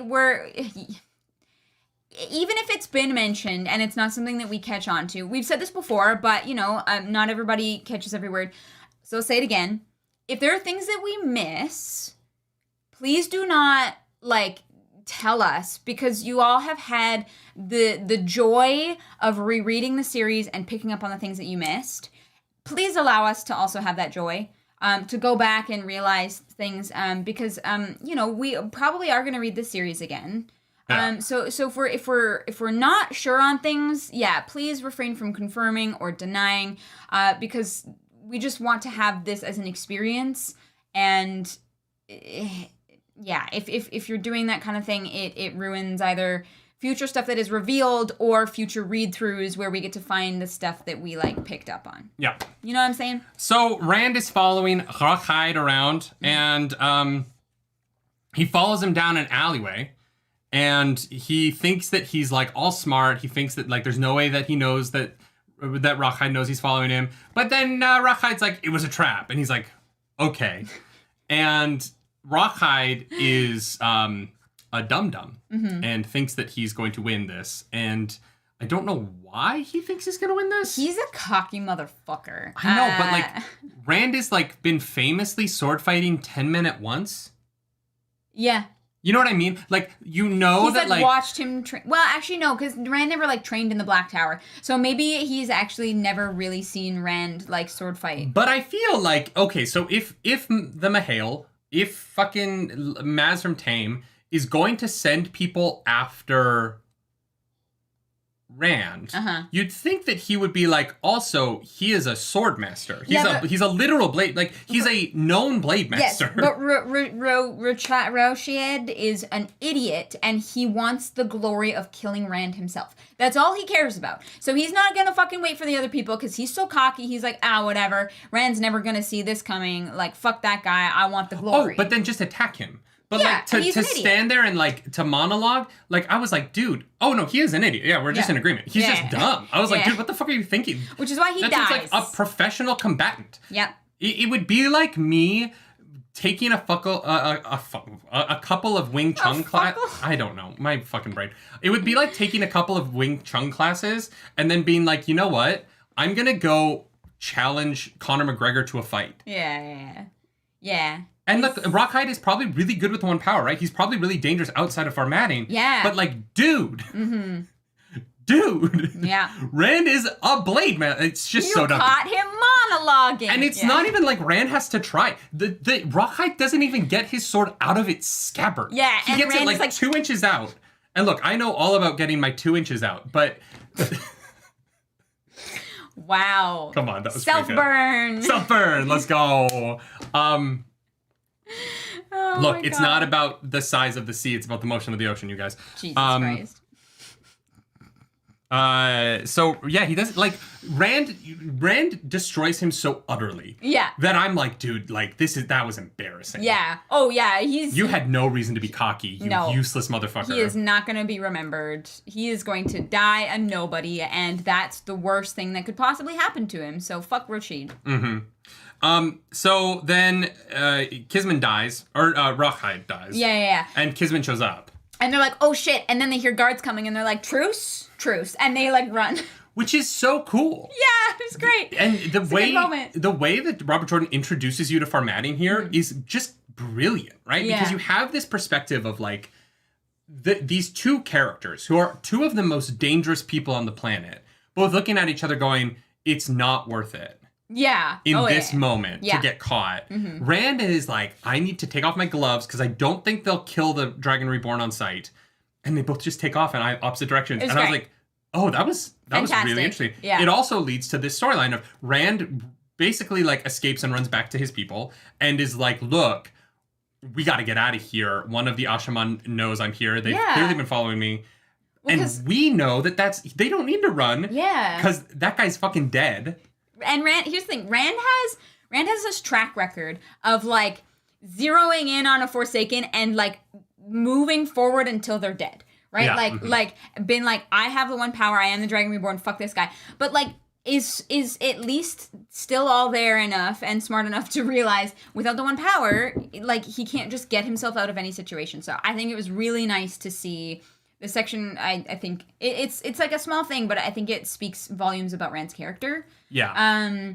So he gets back to his group, his posse, Min, and we find out that Kisman is stabbed in the street. by a poisoned dagger. Yeah. It, like, explodes his arm. It reminds me of the dagger that Dark Friend What's-Her-Face had from first book that, like, sizzled in the water, I think is what happened. Oh, no, when it was in the wood, it, like, burned the wood? Oh, yeah, it, like, lit stuff on fire, I think is what it was. Yeah. I don't know if it's the same, like, poison or the same kind of thing, but it's obviously, like... I mean, we know that it's this whole Slayer thing, but... Do we? Yeah, it's gotta be. He's like, no, I'm gonna kill my nephew. Fuck that guy. Do you think Slayer kills Kisman here? Because I don't know that he does. I think so. I don't think it's... I think that we're meant to believe that it's Slayer, and I don't think that it is Slayer. Oh, because Slayer is talking about killing Lan, not killing Rand. But also, here's the thing. I don't think that Slayer would kill an Ashaman, because Slayer is working for the... Here's the thing. Okay, so I think it's Fane. Fane is working for the Dark One. I think Fane has followed them to Formatting. And he's trying to kill Rand. He's like, he's mine. I think they intentionally put Slayer at the end of this chapter to make you think that Slayer kills Kisman. Bait and switch. I think it's a bait and switch. And the reason that I think that is because I was like, but why would Slayer have killed... if Slayer is working for the Dark Friends, and it's not personal, it doesn't feel personal for me. Yeah. Whereas when Kisman is killed, the guy says, he's mine. Yeah. So I was like, oh, I think that it's Pat and Fane. Why is everything in chat being deleted? Because there were spoilers, and they got rid of all the S's to hide the spoilers. You don't have to time out the S's. Why are you timing out the people posting S, Takuna? Yeah, if they're posting S, they're just trying to hide us from spoilers. So that's they're just trying to. Yeah, to please save don't us. time people out for trying to push spoilers up the chat. That is not. That's fine. We understand. Yeah, that's not worth timing out. There. That's like internet culture. I don't want to time people out for doing things that we do that we just do online. Yeah. We've done that for so long that that's spamming S if spoilers in the chat has been fine for a year now. I'm not going to change that now. Oh, the chat is moving too fast for them to actually get rid of the spoilers. I understand. I understand that, but it is easier for me to not see the spoiler if they're not on the screen than because I'm not worried about it being deleted for later. Right. I'm not going to go back and read the chat to later today, so... Okay. Yeah. I'm fine with it getting pushed up by S's. Okay. But yeah, please don't time people out for that. Tron, welcome back to the nerd table. Min and Rand are the best. I absolutely love Min. 100%. She's my favorite. I adore her. So then, we cut back to Rand telling the girls that it's time to leave. Mm-hmm. And then we cut to Isam and Luke. Guys, huge reveal that we did not talk about earlier in this podcast. Didn't. Yeah. Isam and Luke are the same person. Mm-hmm. Yes. And it's not obvious. Like the idea that it's obvious is very strange to me because the way that they function is new information that doesn't really make sense with how the world works previous to this.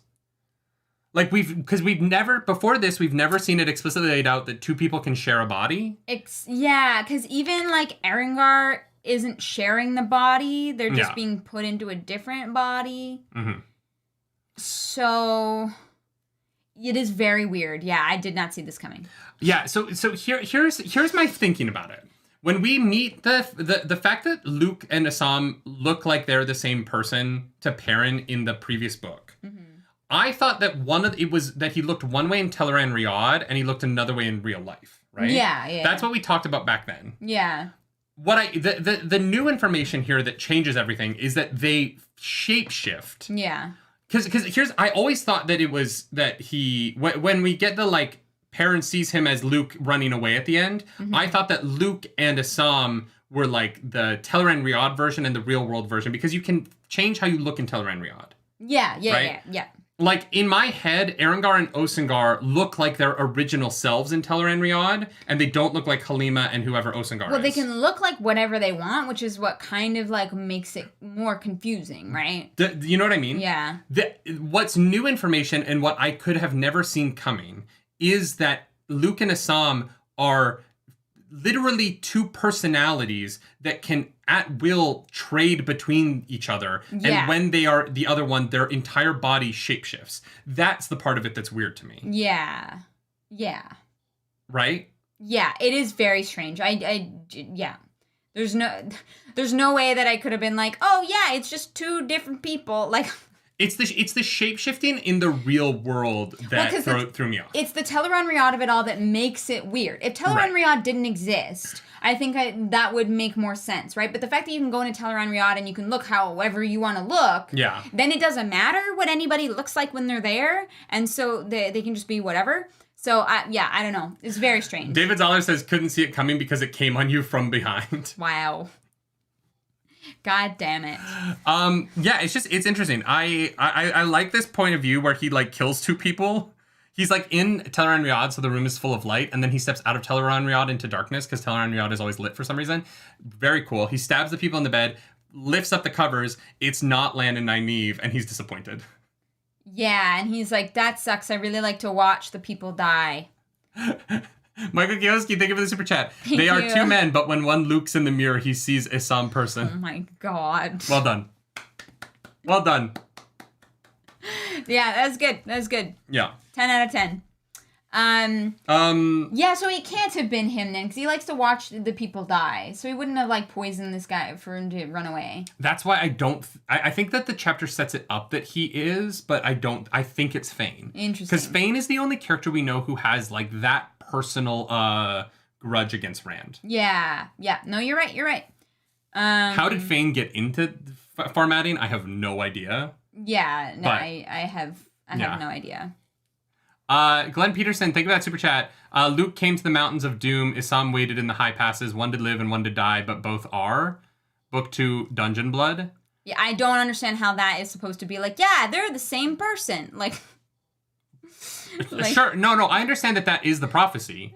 I don't understand how I'm supposed to read that prophecy and know that Luke and Isam share a body and can shapeshift at will into one another depending on who wants to be hunting. Yes. Like that prophecy is not the same as this section being like, oh no, they both have the ability to exist and their body physically shapeshifts to look different depending on who is in charge of it. Yeah, that would have been like weird if we had guessed that. Like, that would have been super suspicious. That would be a crazy leap in logic for us to be like, oh, one waits in the high passes and one is went to the Mountains of Doom. So clearly they have the ability to change their body at will depending on which of their alters is in control of the body. Yeah. Like, that is I get that they're both in there, but like... Guys, it's been us couple million words, you know, but that's why the prophecies are fun, right? And that's why we speculate about them. I actually wish that there was like more prophecies in these later books for us to kind of figure out, you know? Yeah, no, and I think that like the fun thing about that kind of prophecy, because it's a well-written prophecy, because it makes you go like, what the fuck does that mean? And you speculate, and then what the ultimate truth is there in that prophecy. It's true. Mm-hmm. That prophecy isn't like discounted by the truth, but the prophecy is in like so vague. Yeah.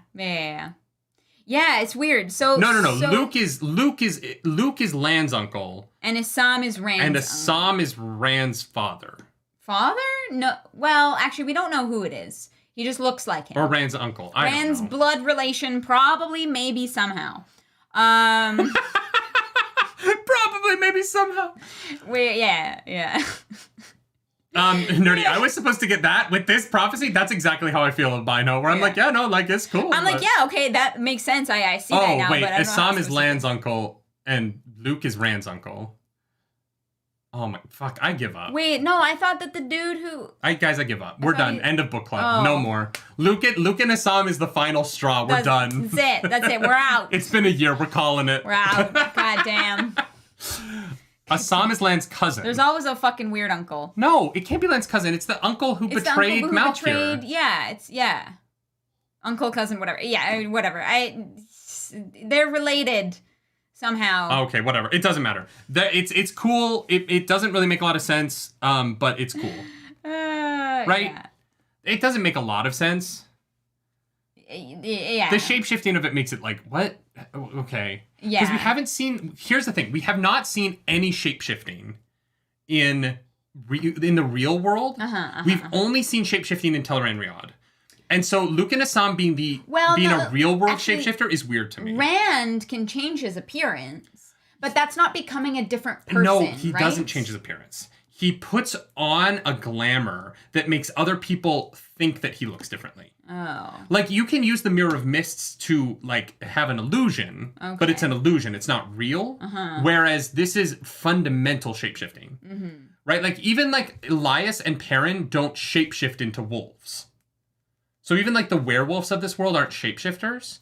And so Luke and Isam being the first real-world shapeshifters is interesting to me. Yeah. Because it's a different kind of magic than what we've seen the One Power able to do with anyone else. It's kind of like when Combustion Man shows up in Avatar, and you're like, wait, how does this person work in the world? Yeah, that doesn't work with what all the other forms of this magic that I've seen before. Yeah, and so I'm very curious as we move forward I want to know more about Luke and Isam and how that works, because it's just different and weird to me. Yeah, for sure. Yeah, so we get all of that information, that big reveal. That was fun. Yeah, it was cool. I really liked that chapter. This whole chapter was great. The introduction to Farmading, the fight with Kisman's death, Rockhide's death, his oh my god. Chapter 20 of this is 22. This is a fantastic chapter of this book. Everything about it was cool. The reveals are cool. There's intrigue. Prophecies are fulfilled. Chapter 22 is peak what I like about Wheel of Time. Yeah, absolutely. And then we get chapter 23. The ladies ride horses for a chapter. Yes. The sea folk are bad at riding horses. And we immediately get back to a couple of things that I'm not a fan of. In that Cad Swain sucks. You guys, Cad Swain, I didn't wear my Cad Swain suck shirt today. I should have, because Cad Swain fucking sucks. Fuck Cad Swain. Get the fuck out of here. Miserable person to spend time with. I cannot stand her. This section, I feel so fucking vindicated. Cad Swain is the worst. I got nothing. Once upon a time, you defended this woman. Look, here's the thing. I think as a character, written, she's a good character, in terms of being interesting. But yeah, her actions in this section, I'm like, God damn it, fucking Christ. So I don't know how to feel right now. I hope that Cad Swain really turns it around for me, so that I don't feel like buying my shirt. I'm not gonna buy your shirt, okay? Just wait. We don't know. I don't know, and that's the problem. Is I'm like, fuck. I feel like. I still think she's an interesting... You picked the wrong horse in this race. I still think she's an interesting character, but Jesus Christ, the freaking her interactions with Rand are rough. Rand is hey, let's work together, and Cad Swain is fuck you, and I'm like, yeah, that's gonna teach him to laugh and cry. Maybe cry. We'll get there. Let's get there in order. Methany, think about that super chat. Thank you. You'll definitely pick up on Isam's exact identity on a reread. I think it's probably in Ruidian. I want to go back and reread Ruidian, because I feel like that's where we learn about it. I feel like it's got to have some connection. Shapeshifting has an in-world explanation and has occurred before. Has it? I don't think anything has shapeshifted. We've had illusions, but I don't think shapeshifting has happened. Remember. I'm going to have to go back and figure that one out. Mike LL says, it's not Christmas until you hear nerdy rant about Cad Swain. Thank you, Mike, for that super chat. And we're going to do a yearly Christmas stream every year where I read you a Christmas book and then tell you why Cad Swain is the fucking worst. Zedrock, welcome back to the Nerd Table. I might need to buy 2 more of Clark's shirts. Yeah, go for it. Merry Christmas. Rantel Moore says, Cad Swain is the kind of person who borrows your car and doesn't put gas in. She's an interesting character. I just think that she is she's not being as smart as she thinks she is in this situation. Not being as smart, she's a fucking idiot. She's just all ego. Her ego is bigger than anybody else's, and her actions don't back it up. She's not accomplishing anything. At least she's doing shit. No, what? Well, they went to Farmading. Oh, yes, they went there. That's all she did. And then she went, and guess what she did again? She went to the women's room to sit. She's not she's not doing anything to move story forward. She's just doing things to be around. She wants to be close to Rand. I get that. But like, she's not providing him with anything to do. She's not doing anything. She's just there now. And look, the next section, I'm nothing happens here, right?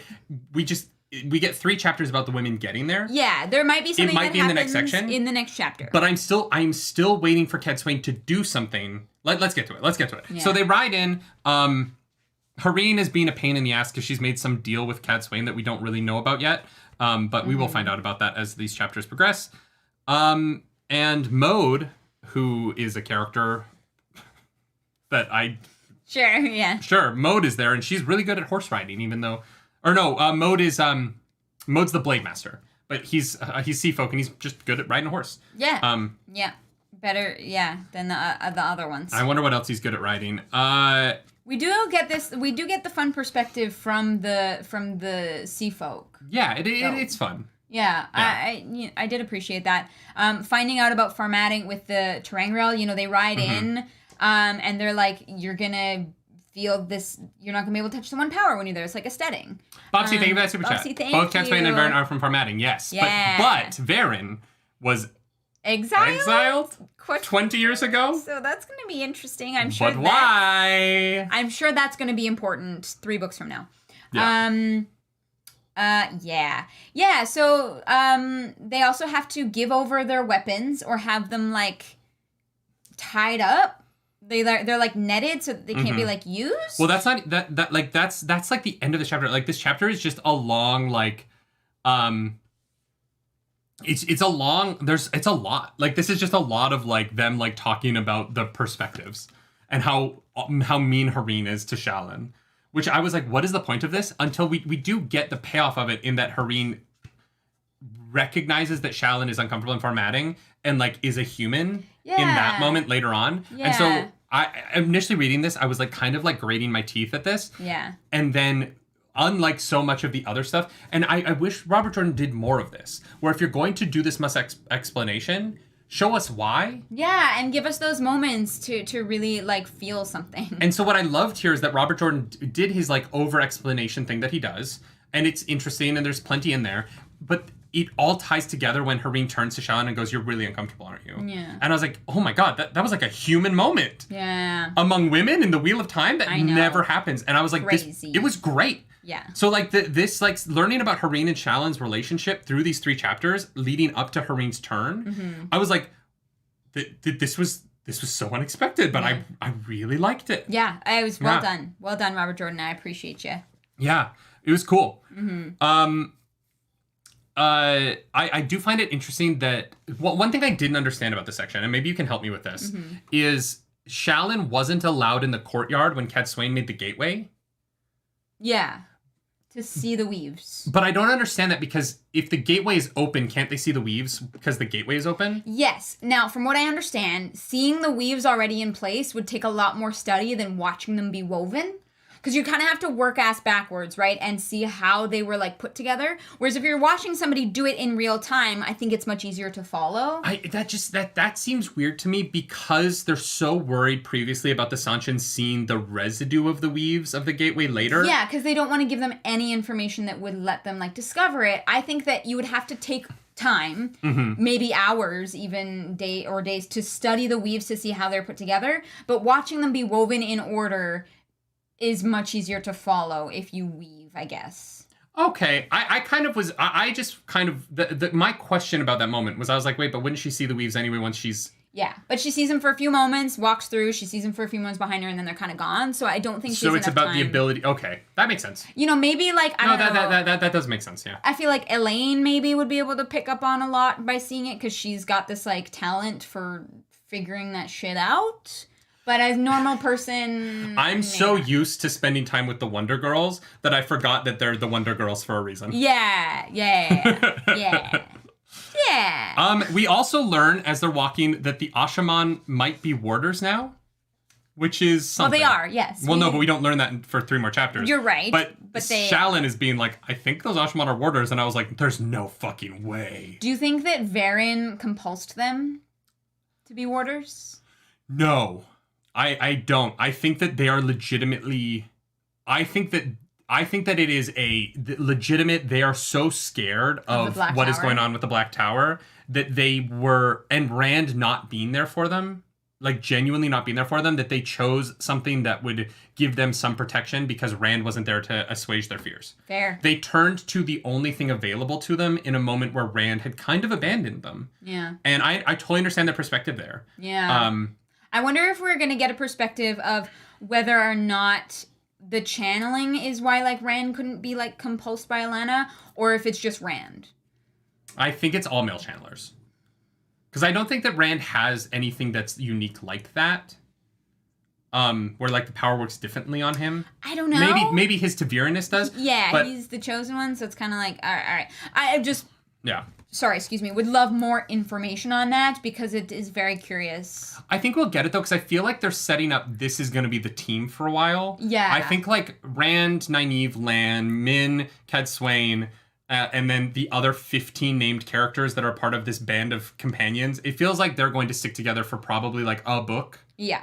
From here. Yeah. You know what I mean? They got business to figure out. Yeah. Because it kind of feels like this book is not going to resolve anything, and that we're kind of putting things in place for the next book maybe to resolve a bunch of things. Because I don't think the Perrin Shaido thing can be resolved by the end of the book. Yeah, right? There's only been there. 10 chapters left. I don't think that Rand is going to cure the taint this book. Yeah. And I don't think that Matt is going to escape Abu Dar this book. I think this book is just kind of getting everything in place so that the next book can finish those storylines off.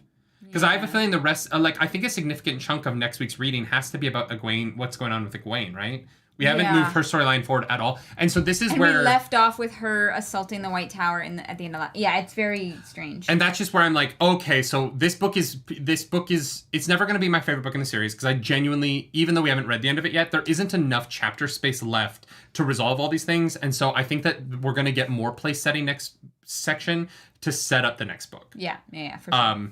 And so the next book is called Crossroads of Twilight. So I think all of these stories are going to have their crossroads moment where all of our stories, Egwene, Rand, Matt, and Perrin are all going to have a moment where they come to a crossroads in that book and they have to make a decision in each of those individual storylines. Yeah. And I just feel like that's what we're building towards. Yeah, that makes sense. There isn't enough real estate left in this book to like get through all of that, right? Yeah. Yep, no, you're right. So they have to tie up their swords to go into Farmading because no one is allowed a weapon except for the guards. And, it's very expensive to do that, which I thought was very interesting. Like, Farmading has Farmading is Canada. No handguns. Yeah. You don't need them. Yeah, it's too cold to use magic here. Certainly today. Mm-hmm. Oh my God. Mm-hmm. Nerdy is reading the next book by the titles. Yeah, I'm sorry. I mean, look, I could buy it. You know, I could buy it. Oh my God, I need to bring a full French press of coffee every week. This is great. Yeah. Sure.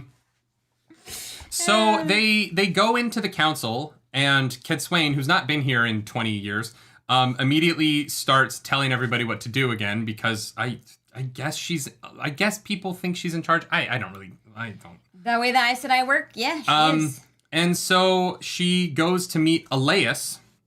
She bullies Elias. Which is not Elias. No, who's not Elias, but is Elias. Yeah. Mm-hmm. She bullies her. Elias? I don't know. Pointlessly. Because it's all, like, someone needs to teach Swain that you get more flies with honey than with vinegar. Oh, yeah. Mm-hmm. Like, oh my God. This whole Swain comes in just fucking demanding shit and being like, are there any behaviors about you that I have to correct? And I'm like, fuck you, that's an adult. Jesus fucking Christ, Swain. I, like, hate this woman. If this woman spoke to me like that, I would laugh in her face. And then if she tried to use the one power on me, that would say everything you need to know about her. Mm-hmm. She's not a good person. She feels a little bit like Elon Musk right now. Okay, elaborate. I don't think I need to. She's got her like fanboys who follow her because they just follow her because she's Swain. See, Sarmi's right. Yeah, she's just an asshole to them randomly literally for no reason. Yeah, I don't know. If my reputation worldwide was that if I show up, people become uncomfortable because they would rather I was dead, I would be upset with the life that I've lived. Yeah. I wouldn't look back and be like, I've done such good work. I'd be like, oh, everywhere I go, people are disappointed that I'm alive. That is a miserable existence. Yeah. And I'm sorry, Cat Swain, but it's your fault. Your actions have led every single person to be disappointed that you are not dead. That is your own fault. You can't blame people for that. Yeah, I'm definitely not, like, I would want to be on Cat Swain's good side, but I wouldn't want to, like, be her friend, you know? I would want to be on the other side of the world from her. Yeah. I don't want to be anywhere near this woman. Yeah. And she's given me no reason to think that that's not true. Like, she's miserable. Every interaction with her that we've read is miserable. It's exhausting reading this character.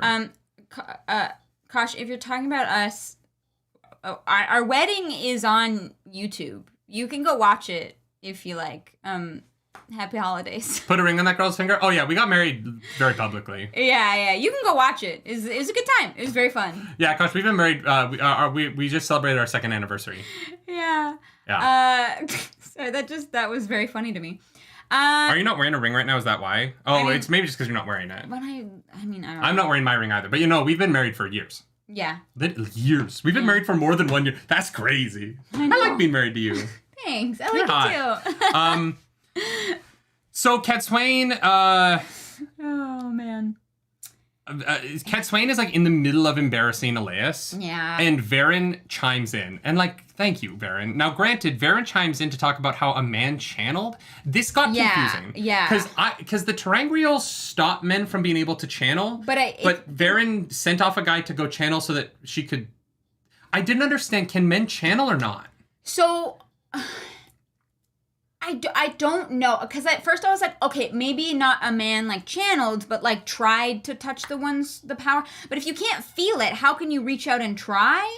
I thought that it was like shielding, where you could like feel that it was there, but it was out of reach. But if you can touch it enough to channel so that the tiles light up, and the women wearing the collars, I thought it was weird that there are more women wearing collars here, but the tiles light up. I felt like either they can't touch the source or they can. So this Terangrial, the way that this Terangrial is explained here got complicated to my brain. Yeah, I think we'll like figure it out later. Yeah, because we haven't been. Yeah. It gets explained later. All right, we'll deal with it later then. Cool. Yeah, it was very not clear in this moment, so we'll figure that out. Because I was like, oh, someone channeled somewhere outside of Ebou Dar, and then it was like, oh, that, and then the book does the like, that's why Varan sent that guy away, and I was like, is it? How? Because he can't channel in Ebou Dar? I was very confused. Deadsy, if you skimmed through the wedding video, that means you didn't have audio on, and that's why it wasn't nerdy enough. Yes, yeah. Fun fact, Disney gets all the money from our wedding video because we signed our wedding vows or our wedding certificate to the Avengers theme song because we were becoming a team. And so the because of that, and because we walked after our wedding, we walked back down the aisle to the Star Wars theme from the celebration theme from the end of A New Hope. Disney makes all of the AdSense from our wedding. Yeah, oopsie, it's fine. It doesn't matter. Yeah. It's a good day. As if Disney doesn't get enough of our money. True that. Whatever. We also get paid to talk about Disney stuff, so like... I also love that like Varan is like pretending to like not really know what's going on. Like she's pretending to be like silly and like incompetent. Yeah, because she's a dark friend. Yeah, which is why I'm like worried about her and Cat Swain. But Cat Swain... Oh, maybe she isn't a dark friend. Because Cat Swain knows why she was exiled. Because Cat Swain helps her hide her identity. Yeah. Maybe she isn't a dark friend. But then what the fuck is she? Because she's evil. She's not like a good... I don't know. Yeah, I don't know. Very strange. But this Terangrial is very cool. I don't know. I don't know how I feel about Cat Swain. Or about Varan. Excited to learn more about it. Yeah. Yeah. And then we get the moment where we find out that the deal with Hareen is that Cat Swain will take Hareen to Rand if Hareen gets Cat Swain like privileges within Ebou Dar, because Cat Swain is aware that her bullying is not going to get her shit because nobody wants to be nice to you. Within Farmatting. Oh, I was like, what? Right. Because this girl probably would have kicked out Swain, but Hareen was like, no, she's here with me, so I need her to stay. So, we cut back to Rand, who is about to bone down with Min. Yeah. He's about to bone down with Min when he's interrupted by Swain and Alana. Oh, no, before that. Him and Min are having a conversation about how Olivia is going to help him die. Oh, yeah, and he's like, nah, it's chill. And Min is like very worried about this. He's like, nah, everyone's gotta die sometime. Well, we have different points of view on this. I think that means that he's gonna help that Olivia's gonna help his blood be spilled at Shia Ghul, which means I think she's going to be there all the way till Tarmangaden. Yeah. And you think? I think that she is going to help cleansing Luce Theron from Rand. Yes. Yeah. Which you think will cleanse the taint. Yeah. I think that's how Olivia helps him die. But it's not like him, it's Luce Theron. I don't know. Yeah. Interesting. I don't know if either of us are right. I don't know either. Both of us are probably wrong. Probably. But now that Olivia being there to help him die is like so interesting, and I cannot wait for that tidbit. Yeah. Interesting. And so they decide that they're gonna have sex, but a knock at the door comes. Well, no, they don't decide they're gonna have sex. Min like throws. She's like, she knows Alana is coming, right? They know Alana is like on her way. And so Min is like right. What am I saying? Over him. Min wants Alana to walk in on them having sex. Yeah. Because Rand is like, she's there. And then Swain is there, and Min like throws herself off, and then Alana walks in. So it's like, well, you fucked up. And then Rand uses language Swain doesn't like, and so she smacks him so hard that he sees black spots. Yeah. Fuck this character. I legitimately, when Swain smacks Rand for language, like, fuck off. Yeah, I hate her so much. I don't understand how that's supposed to help him laugh more. Maybe she wanted him to cry. But and this is so funny, right? Because she leaves after that. She's fucking useless here. She does nothing. She doesn't help. She doesn't provide any information. She's just a dick. And then she leaves to go to talk with Min, right? She takes Min so that Alana and Rand can have a conversation. And her perspective in that conversation is she's like, oh, I need Rand to cry. I need him to laugh. And meanwhile, Rand is in the room with Alana. And what Rand is thinking about is not how hard he is, not how like stony he is. His literal thought is, oh my God, I hope Brigitte and Avienda and Elaine mask the bond when Min and I are fucking, because I would hate for them to feel me fucking Min all the time. Yeah. Like, he's not that cold.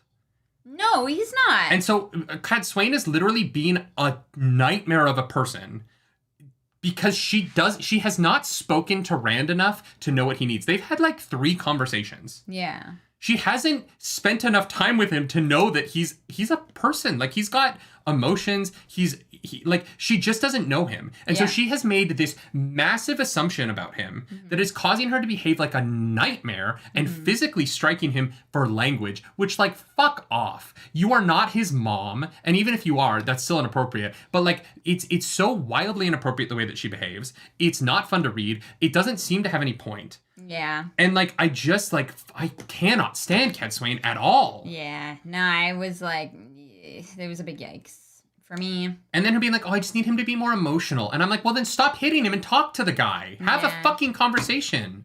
Yeah. I want the books to change my opinion about this character.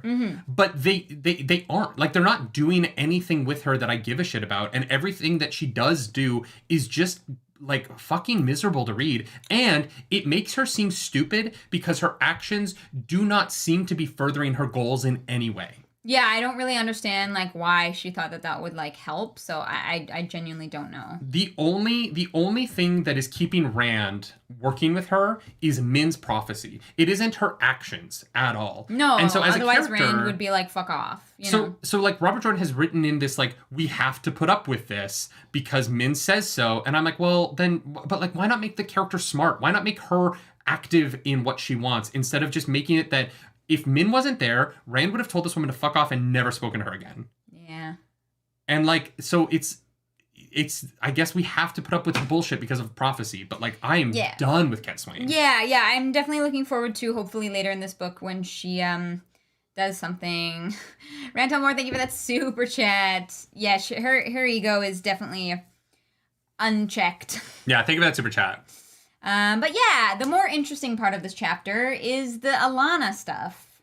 Yes, let's get to that. Which is... Let's be done with Cat Swain. I never want to talk about her again. The Alana stuff is really weird.'s like, you belong to me. And I'm like, fucking gross. Yes, fuck Alana. Yeah. And Alana's like jealous, like, who bonded you? I'm gonna fuck him up. And I'm like, you have no right. Literally, like, no right. Like, yeah, Alana pisses me off.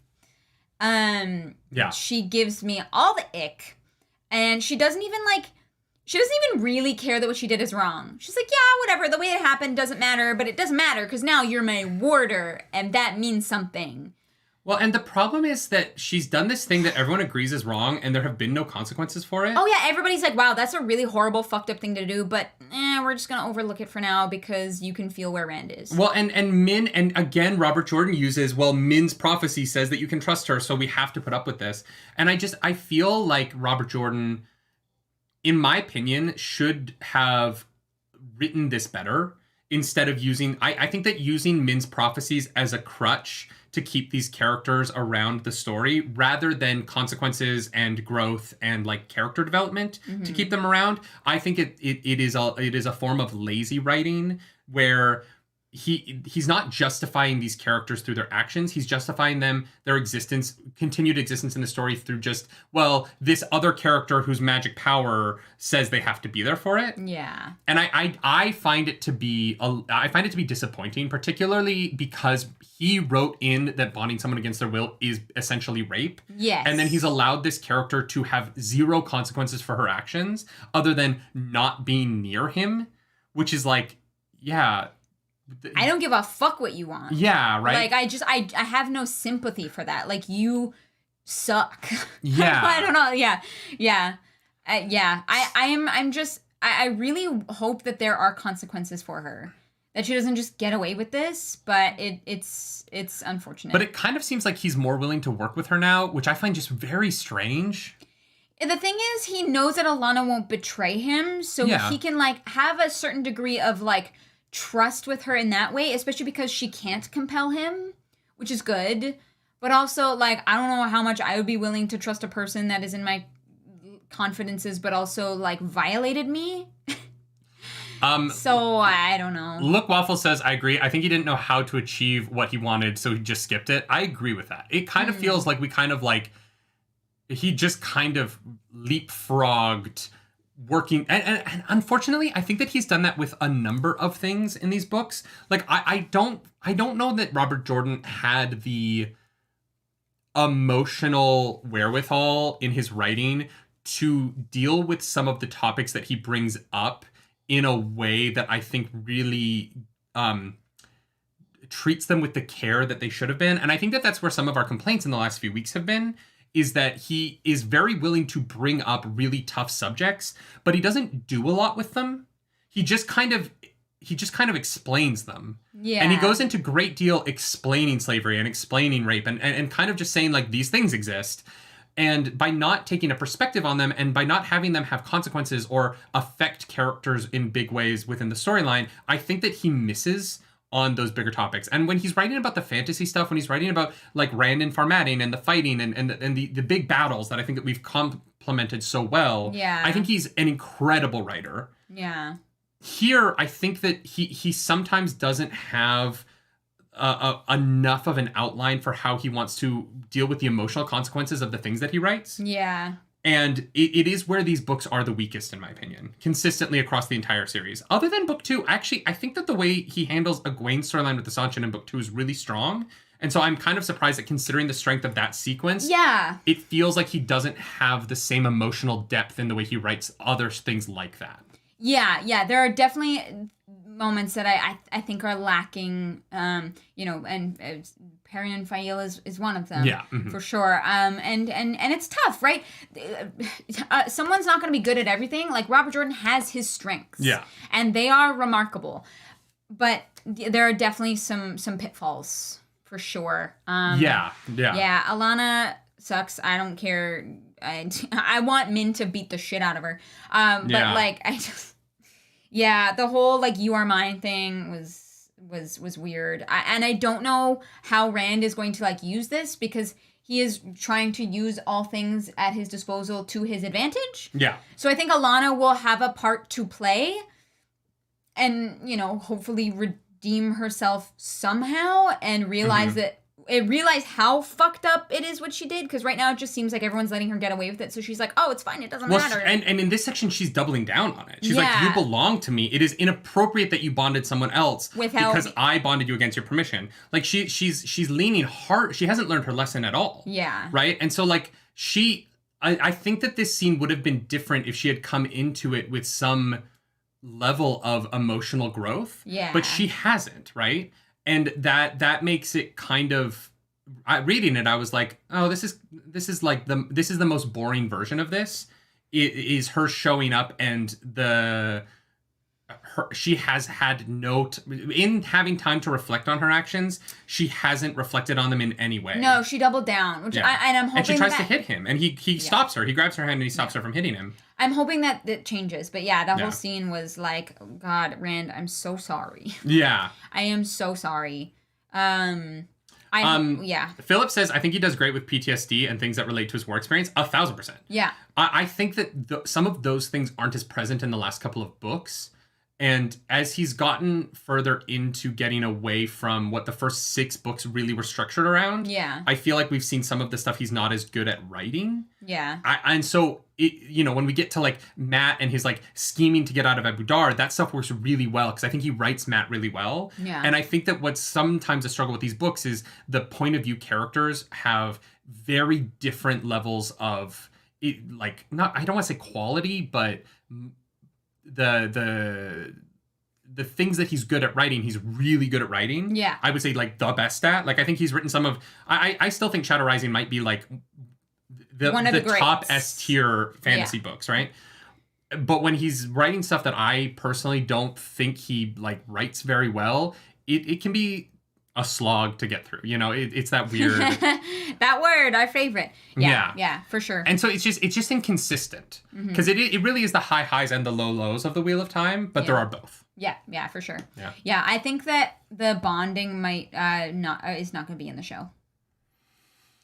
I don't know if Alana's gonna do it because they do the Alana that we meet in the show doing that different character that feels bizarre. Yeah. I don't think that this is going to be a plot point from the from in the show. It also just like her bonding him hasn't really meant anything to anything yet. The only reason it's convenient is that people can know his rough coordinates. They can know where Miranda is, because now that they can also travel, they can like find him much easier. Mm-hmm. So they're gonna have to navigate that in the show. But the whole bonding thing is gonna be fucking weird. I don't think they'll split people up as much in the show because it gets very expensive, right? Yes. I think that people will be kept together more. Yeah. I think that Cad Swain will be written very differently for the show. Yeah. Because here's the thing.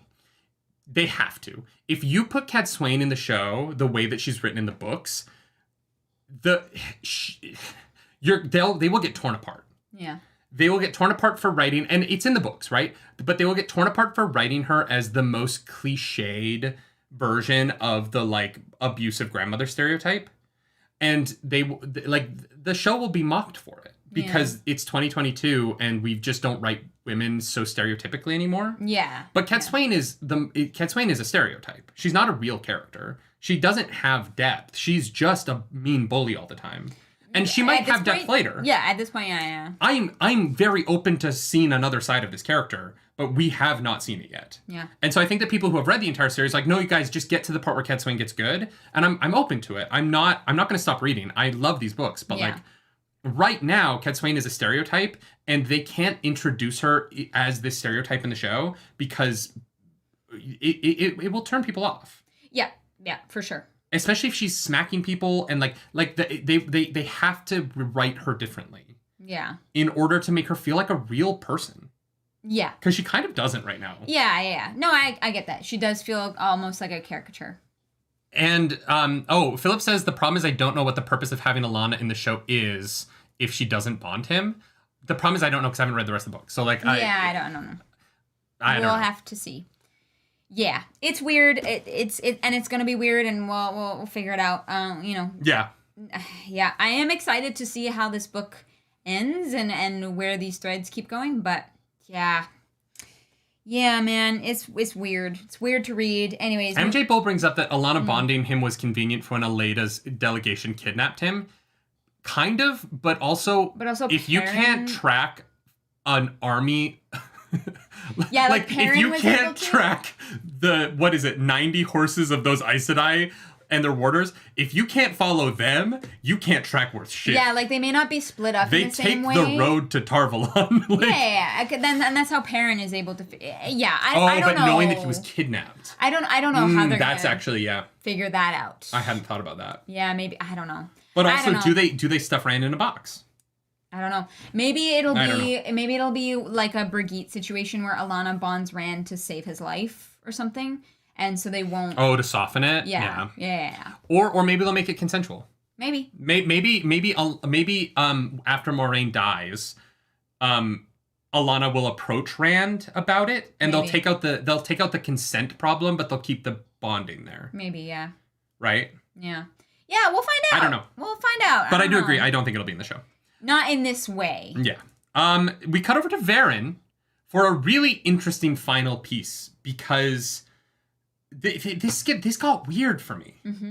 Varan might be the most interesting character in the books right now. Because she's like so sus, but also we don't know why. And now like her and Swain are gonna like confide in one another, and I'm like, okay, so maybe Varan is not like a dark friend. She just like manipulates people for her own means. I don't know. At the end of this section, first of all, we find out that Varan has been exiled. Super interesting. I want to know why. Yeah. But at the end of this section, Swain is like, I'm going to teach him how to cry. And then Varan puts the poison away.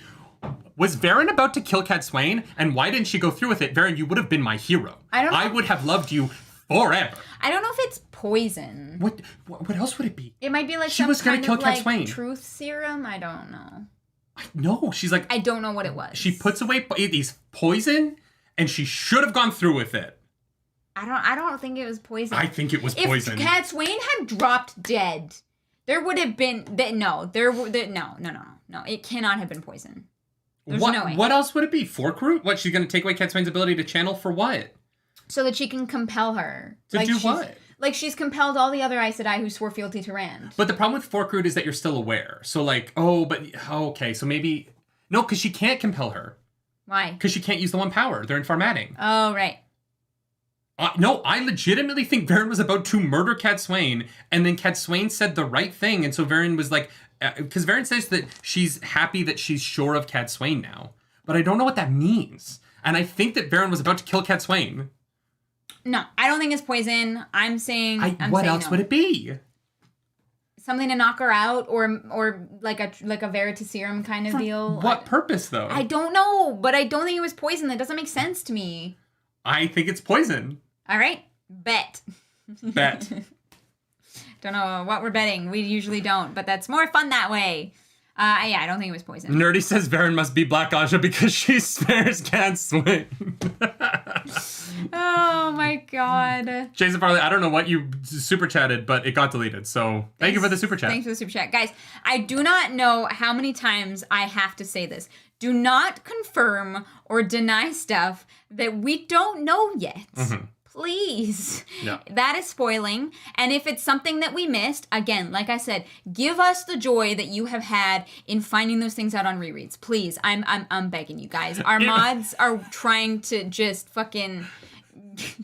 It was an aphrodisiac. Varan was down to get turned. Yes, lick waffles. Yeah. Y'all! Yeah. That's it.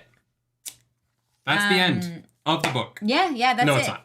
Next week's the end of the book. Our 1 year anniversary stream of the book club. We will be doing the rest of Winter's Heart. We will find out if anything happens in this book, things have happened. But if anything resolves in this book, I'm team. I don't think there's going to be much of a resolution unless we get a chapter like Rand like suddenly going to Ilion to fight Samael. Like I don't think we're going to get much resolution here. I think it's going to be interesting, and I hope that it continues.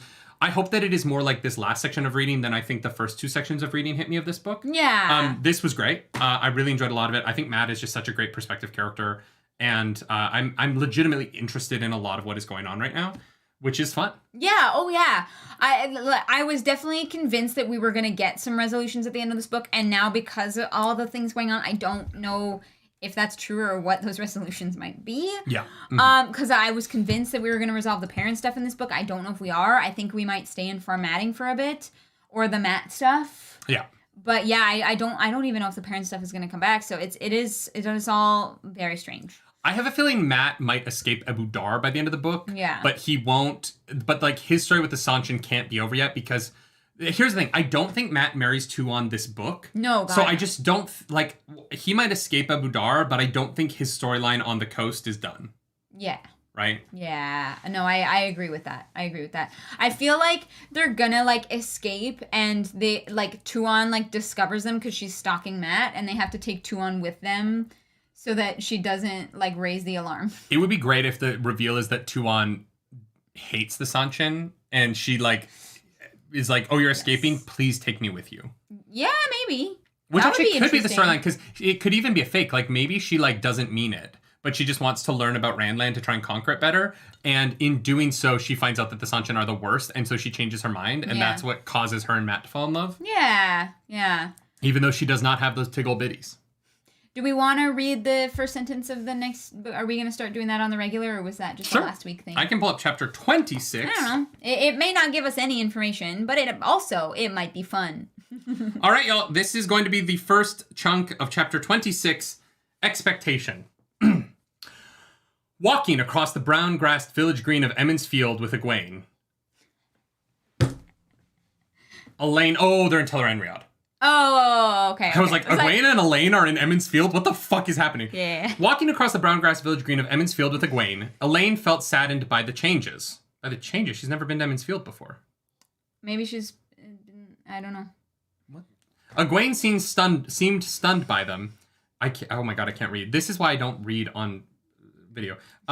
When she first appeared in Tel'aran'rhiod, a long braid had dangled down Egwene's back, and she was in plain woolen dress.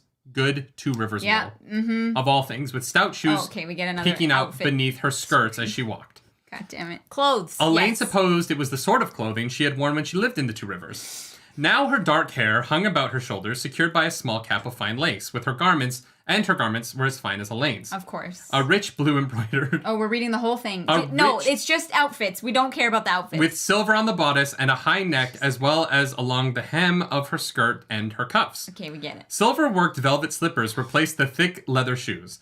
Elaine needed to maintain her focus to keep her own green silk riding dress from altering, perhaps in embarrassing fashion, but for her friend, without any doubt, the changes were deliberate. Cool. All right. More Egwene. Anna, welcome back to the Nerd says we were the #1 podcast on their Spotify Wrapped. Let's go. You know why that is, right? Thank you. You want to know why that was? It's so long. It's because our podcast is 3 fucking hours long. Because we can't keep it below that for some reason. Yeah, it's 1:45. Yeah. Wow. So long for a sentence. Clothes time. Oh, man. Yeah. All right. At least it wasn't like, and her breasts heaved underneath the weight of all of the chains and jewelry. True. Lan's necklace hung deep in Nynaeve's cleavage, like cum that had dripped. Oh my god. And drizzled from the tip of his penis after he dicked her down in the room all morning. Michael, Jesus, thank you for that super chat. Now I'm interested to read an abridged Wheel of Time that is only clothing descriptions. Probably be that makes one of us. Probably be like 8 books at least. If you had written the Wheel of Time with everyone naked, the books would have been so thin. Yeah, it's true, honestly. But how will we know if they're not? How will we know where people are from if they don't describe the hat that everyone from that place wears? Yes, or the mustache. Y'all, thank you for another amazing book club. We are going to be here next week. It is December 23rd. You can't call that abridged. That's funny. Yeah. It is the day before Christmas Eve, and so, you know, if you can't be there live, I understand you're with your families, or you're, I don't know. Or maybe you don't celebrate Christmas. Maybe you're doing other things. And you're doing other stuff. But come hang out. The world takes holidays. When is Hanukkah this year? I have no idea. I have no idea. But but we're gonna be there. We're gonna be here, not here. We're gonna be in Calgary doing book club. Turvok, I know the $ blinks in YouTube chat. I'm sorry about that. I wish that I could like turn that off. Because I think it's like weirdly, Blinks? If you're watching a live, the $ will like light up and stuff to try and get you to. If you're like watching a live, the like where you press to like do super chats and stuff. It like flashes at you? Yeah, to like it's not like super bright, but it's just enough that it like draws your eye to it. And I look, this is how I make money. Like, you know, but I'm kind of like, come on, like. I did not know that. That's not. If people want to do it, they will do it. I know. You know. And like, I appreciate everyone who super chats. It is beyond what we expect. There's no expectation here, right? This is free content. If you want to donate, if you want to super chat, if you want to do that stuff, if you want to be blue and fucking gift memberships every fucking day, fucking mad lad. I appreciate the heck out of it. It's so kind. It's incredible. We don't have goals. We don't do stuff like that because we don't want to feel like it's like. Yeah, we never want anyone to feel like you're pressured, and especially like the holidays are crazy for people. Like, go take care of yourselves. Yeah, we're here. We love doing it. We appreciate you all for being here. It is one of those things where like, it is crazy to think about. Like, I try not to look at the numbers, but like knowing that there are a couple hundred people here, which could fill almost a Broadway theater. Yeah, that is very special to us. Yeah. And so thank you. And I know people can't be here live and they watch it afterwards, and we appreciate you just as much. But it's special and it means a lot, and we love you guys. Some of you got a little bit excited with the spoilers, so just take a moment, please. You know, the fact that this podcast in the past year has crossed 400,000 views and downloads. That's crazy. Like the Nerdy Wordy Book Club is like almost at 500,000 views. Yeah. Across all platforms, right? Across podcasts. And so like, thank you. I like, it's wild that anyone cares enough about what we think of these books for a half it to, and we're not there, but like, I think by the end of A Memory of Light, like this will have been a 500,000 view experience. And that's nuts. Wild. Tithanius, welcome back to the Nerd Table. Thank you. We appreciate you. And Neil, thank you for that super chat. It don't mean a thing if you ain't got that swing. Shoo-wop, shoo-wop, shoo-wop, shoo-wop, shoo-wop, shoo-wop, shoo-wop, shoo-wop. Tyler, thank you. Tyler, thank you. Super chat. Hit that like button. Hit that like button. Smash it. Like Lan and Nynaeve. Like Cat Swain did Rand's face. Wow. Blue, thank you. You don't Blue. God damn it, Blue. Blue, thank you so much. I don't know what to do with you, Blue. Yeah, what are we supposed to do with you? What are we supposed to do with you, Blue? Wow, what are we supposed to do? It's Blue. Glenn Peterson, my super chats can be thought of as prepayment for future lore debates I plan to participate in. I can't wait. Guys, the weird thing is, once we've read the books, I'm excited for like the streams after that, where we can actually like talk about it. I know. We've literally talked about, once we're done Wheel of Time, do we just do Wheel of Time again to see if it's changed for us, you know? It's tough, right? Because like... It's weird. Yeah, we don't know what we're going to do We have no idea. We like want to move on to the Cosmere because I want to read the Cosmere, but also there's like... Do we do like a one-off every month Wheel of Time stream to like keep talking about Wheel of Time as we like grow through that? Yeah, I don't know. I don't know how we're going to do it. We're going to have to figure it out. I think the format's going to change though because... Still a few months away. You know? There's still a lot of Wheel of Time to talk about once we finish the book. Yeah. Right? Guys, don't make our mods work too hard. Yes. Should we do high-low? Yes, we should. This is the segment in the show. This is the only... we only have 2 segments in the show, and it's after... I guess we do the chapter analysis. But high-low is a thing that my family did growing up where we would sit at a dinner table every night and have dinner sometimes. We were very busy, so, you know, who knows. But whenever you can. We would celebrate our highs, and we would commiserate over each other's lows, because it brought us together as a blended family. You know, I got stepsisters, I got half-brother. You know, sometimes it can feel like you gotta, like, bring everybody together, and we did that by high-low. So Clarus is gonna do her high, I'm gonna do my low, she's gonna do her low, and then I'm gonna do my high, because we complement Sandwich this biche. Let's go, Clarus. Winter's Heart, chapter 15 through 25, give me your high. Okay, honestly, I am so happy that Aegeanin and Bethemin communicated. Because it is so rare in the Wheel of Time that it brought me so much joy for her to be like, hey, so like, here's the situation. Let's work together and figure shit out. And I was like, fucking thank you. Yes. Robert Jordan. It was just a little nugget, but I appreciate it. So that is my high. That's a good high. It's a good high. I get it. My low is that Varan did not kill Swain. Wow. No, that's kind of a joke because I don't know if she was actually going to kill her. I definitely think she was though. I think my actual low is the like first half of the Bethemin chapter. I was just like, I didn't need the domain shit explained to me again. I didn't enjoy reading it for the like umpteenth time.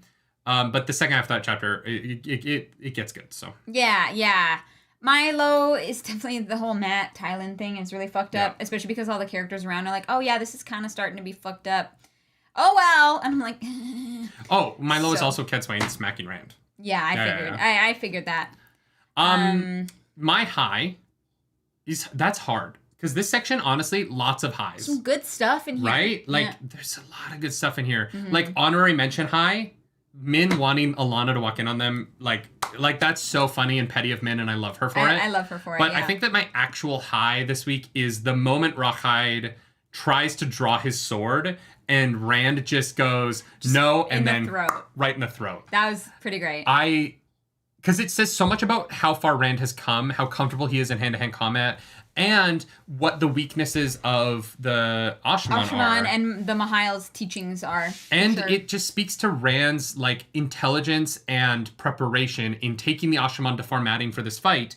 You're like, oh, like his work here is paying off. Yeah, in a way all that intentional. Yeah, I really loved it. I just thought it was such a good moment. And reading it, I was like, yes, Rand. Like I got that. Like I'm so excited for the protagonist feeling that I love in media. Yeah. Like Jonathan Spears, thank you for that super chat. Wait, we also got another Narg. Lightblind Fool, thank you for becoming a Narg.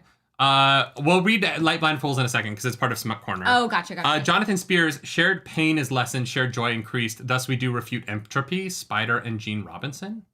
I don't know who that shared pain is lessened, shared joy increased. Thus we do refute entropy. I love that. That is a beautiful quote. Yeah. I don't know who Spider and Gene Robinson are though. Is that like Robinson Crusoe? I have no idea. I would love to know what that quote's from, Jonathan, because I love that. That's a beautiful sentiment. If you like this video, like and subscribe to the channel. If you like the podcast, leave a 5-star review. We need to go back to reading those. So go to your iTunes, leave a 5-star review so that we can read whatever you write. People have made us say some weird shit in the past. We want to do that more. So definitely go do that. Leaving a 5-star review is like the best thing you can do for podcasts. Yeah, super easy to do. And it helps us a lot. Please. Thank if you. you want to follow us around the internet, you can do that. I'm at nerdynightly. I'm at Claris Polaris. And this podcast is brought to you by Audible. Audible is a subscription service that allows you to download people's words that have been spoken aloud into a microphone somewhere else, so that you don't have to pay someone to come read to you at night. In person, it makes it really convenient. So thank you, Audible, for that. It's put a lot of bedtime readers out of jobs. But you know, I am happier now that I don't have someone coming over every night and sitting there watching me fall asleep. It was always weird. Yeah, super weird. And they had a key to my house. So it's like... We're safer this way. You really have to trust your bedtime reader, and I just don't know that I always did. Hard to find a good one, you know? So if you want to fire your bedtime reader and not have that stranger in your house every night, go to audibletrial.com/nerdynightly and get your free month of Audible and a free audiobook on me and Clarus. Merry Christmas. And Happy Hanukkah. And Happy Kwanzaa and whatever else you might celebrate. Happy holidays. Yeah, happy holidays, y'all. Stay warm. Please. God, and it's so cold here. You know what's a good way to stay warm? Sex. Yeah. Let's talk about sex, baby. All right, Light Blinded Fool. Thank you for being a Narg. Smut Corner. Aludra shows Matt how to make fireworks, and then Matt shows Aludra how to make fireworks. I like it. Pop. I like it. Yeah, I think I like that Aludra's leading Matt on. She's like... I think she might die. I think Tyler might murder her. Probably. I think she's a demisexual, though. And she's like, I do want to have sex with him, but I need to make sure the emotional connection's there first. Yeah. We gotta hang out a little bit first, which they definitely are. A lot of kissing. 1000%. I'm here for it. I think I this might be just a me thing. This isn't Smut Corner for the books. It's a Smut Corner for me. I want to have sex with a golem and just feel the like his dick in me like expanding and contracting. You know what I mean? Like if he can like squeeze into any hole. I'm just picturing the boys episode. Yeah, exactly like that. Yeah. No, I hate it. Robert Jordan keeps writing that he can squeeze into any hole, and I'm like, all right. God. My legs have just clamped up. I can't even do Smut Corner. I can't. That if you haven't watched The Boys and you don't like gore, don't watch it. I would also, if I was writing these books, there would be so many more times where like it's like an Avienda POV chapter, and she's doing something completely unrelated, and then right in the middle of it, Min and Rand start having sex, and she like doubles over in a hallway. God damn it! Stop it. Okay, so why hasn't the Golem tried the Ant-Man Thanos method on Matt? Oh. Do you think Thanos? Do you think that like you can't get in the butthole? Is that like the one place he's forbidden? The one hole he can't squeeze into. No buttholes. Because it's too much like the Dark One's taint. No, the Golem actually can't get too close to the taint. Oh. But the Dark One, okay, so when the Dark One made the Golem, he was like, you cannot get too close to the taint. And the Golem took that literally and thought that the Dark One meant like a human taint. Yeah. But the Dark One meant his taint. Gotcha. And so it's actually just it's a misunderstanding between the Golem and the Dark One. Of course. Communication, guys. Communication. Oh my god. This is the theme of the Wheel of Time books. I would love if like Matt gets worried about the Golem trying to squeeze in his butthole, so he starts wearing his Foxhead Medallion in his crack, so the Golem can't get in there. But no, here's the thing: the Golem dies. The Golem dies trying to squeeze into Matt's butthole because that's where the Foxhead Medallion is, and he gets trapped in like the inner circle of it. Oh my! Matt's butthole presses the Golem into the Foxhead Medallion, killing the Golem. And that's how he dies. Wow. Wow. Why the fuck are y'all still here? That has to be the end. We can't go further than that. I don't think I think that's it. No. Maybe Varan and Swain finally confide in one another, and then they confide in one another, you know? Oh my god. Thank you so much, mods, for another great week of everything that you do. And everyone, that is the Nerdy Wordy Book Club. We appreciate you. For today. We will see you all next week for the finale of Winter's Heart. Do something nerdy tonight.